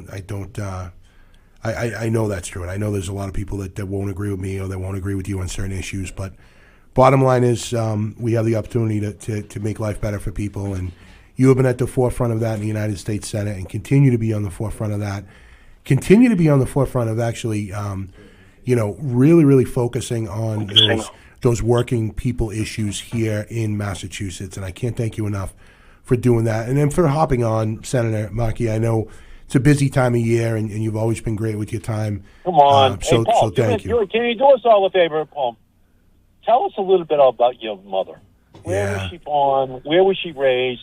Tell us a little bit about your mother this Christmas. No, I appreciate that, Ed. She was a saint too. I mean, she, I don't think people realize. So she had me when she was 18 years old. She was a single mom, and when I was 6, she ended up marrying my dad, who adopted me as his own and became, is the greatest guy on earth, and it was a love story for them, and they were together until she passed this March. But for Mom, she worked hard, right? I mean, she had me young.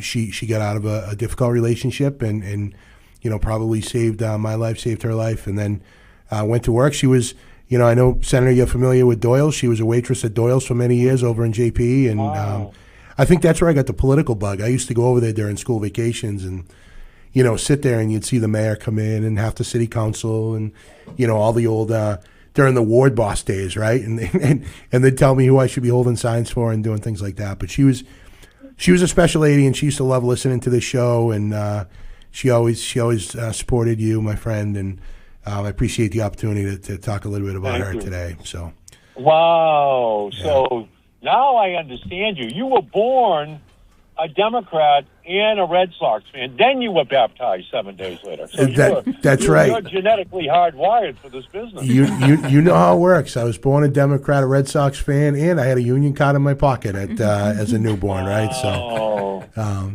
well, listen, Senator Markey, I appreciate all the good work you do. Thank you for calling in. We're raising awareness and support today for the Union Theater Revival Campaign in Attleboro. So next time you come through the city, I know you're down in this area often, would love to take you over to the Union Theater. They're going to awaken this old theater, and it's going to be a great place of economic activity and creative performing arts. So look forward to having you come back down, and good luck on everything you're doing in the campaign, and appreciate what you do for us here in Massachusetts, my friend. Thank you so much, Paul. Happy holidays to you and your wonderful family, and to everyone listening in today. Happy holidays.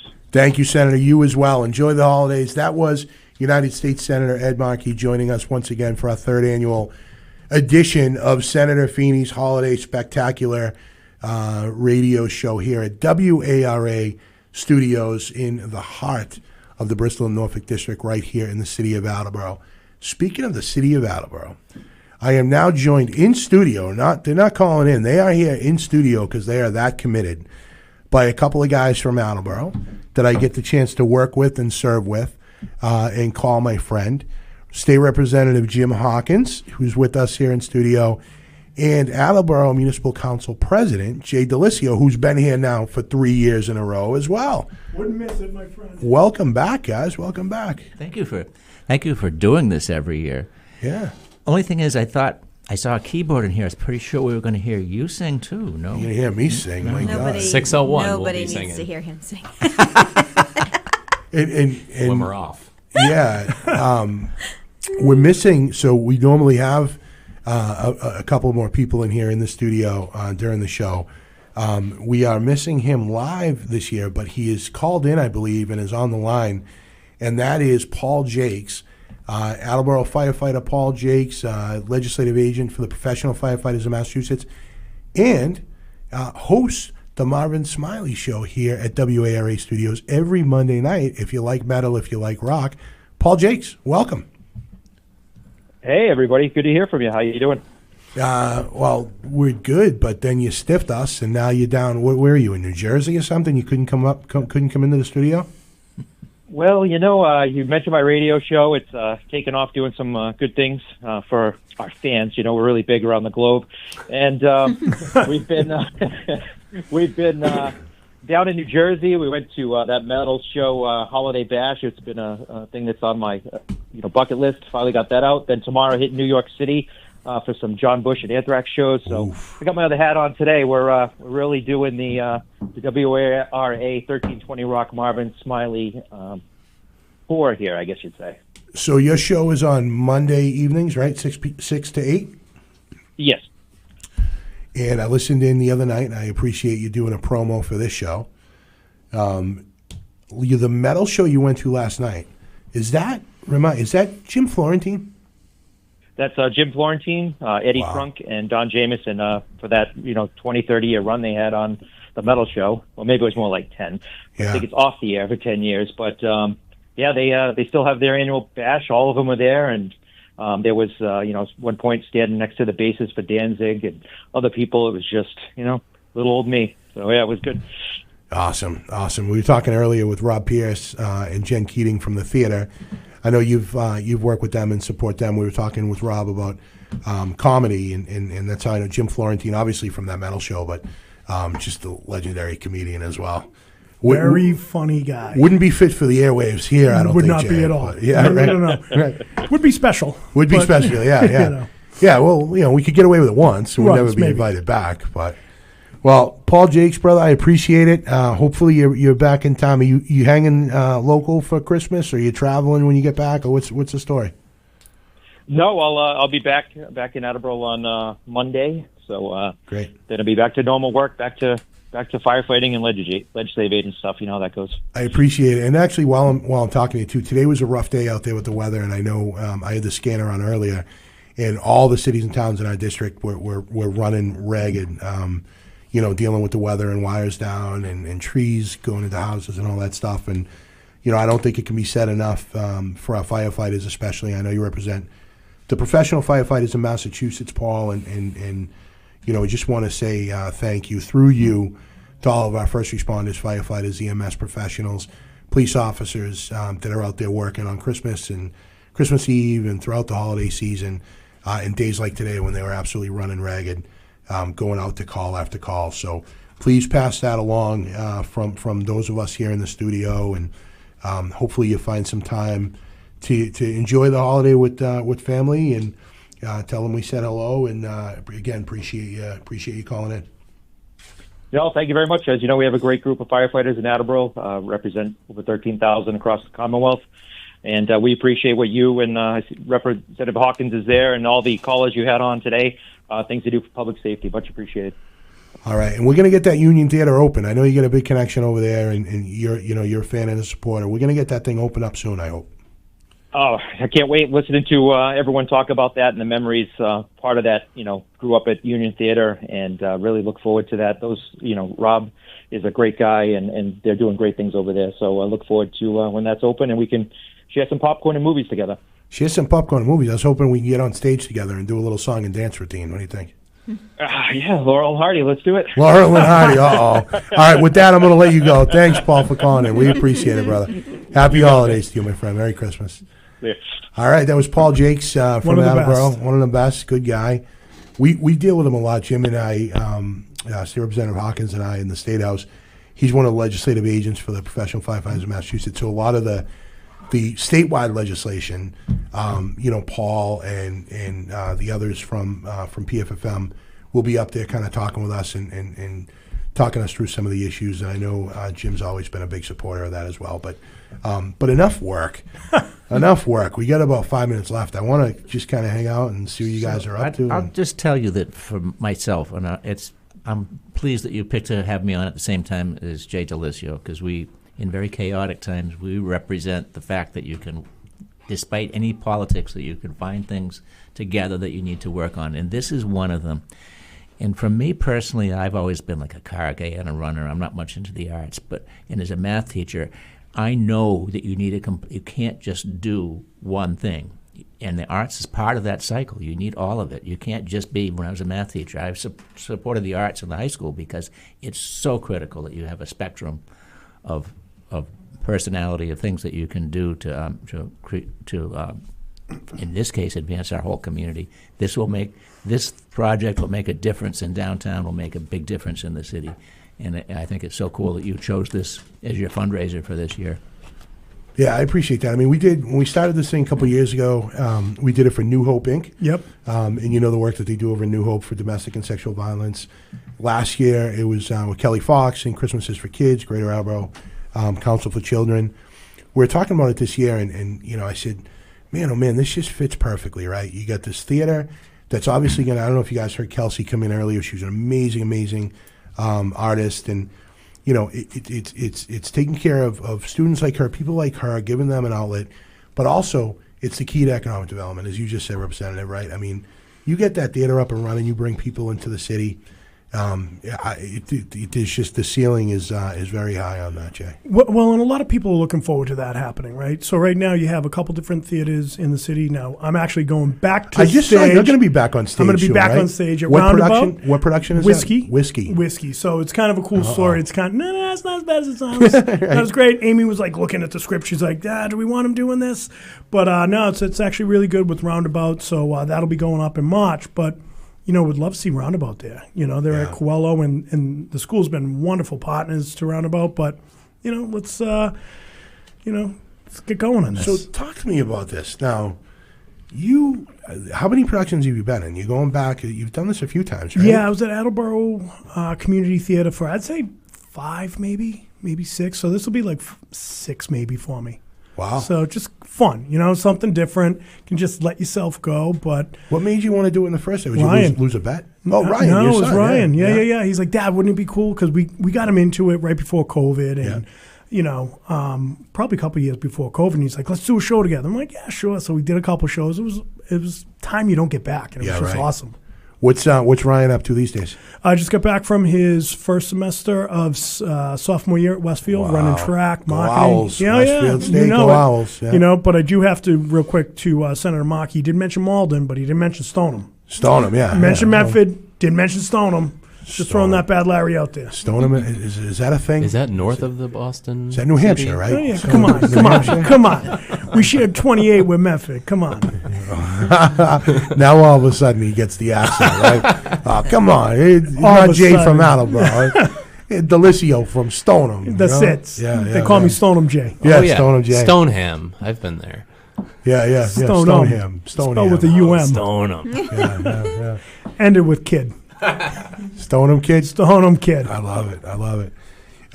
So just recently reelected to the city council. Congratulations. Yes, thank you so much. Good to have you back on board. It's great to be 2-year back. terms are tough, aren't they? I know Jim and I have to deal with that too. It seems like you're always running. Always. Yeah. ABC, always be campaigning. Always be campaigning.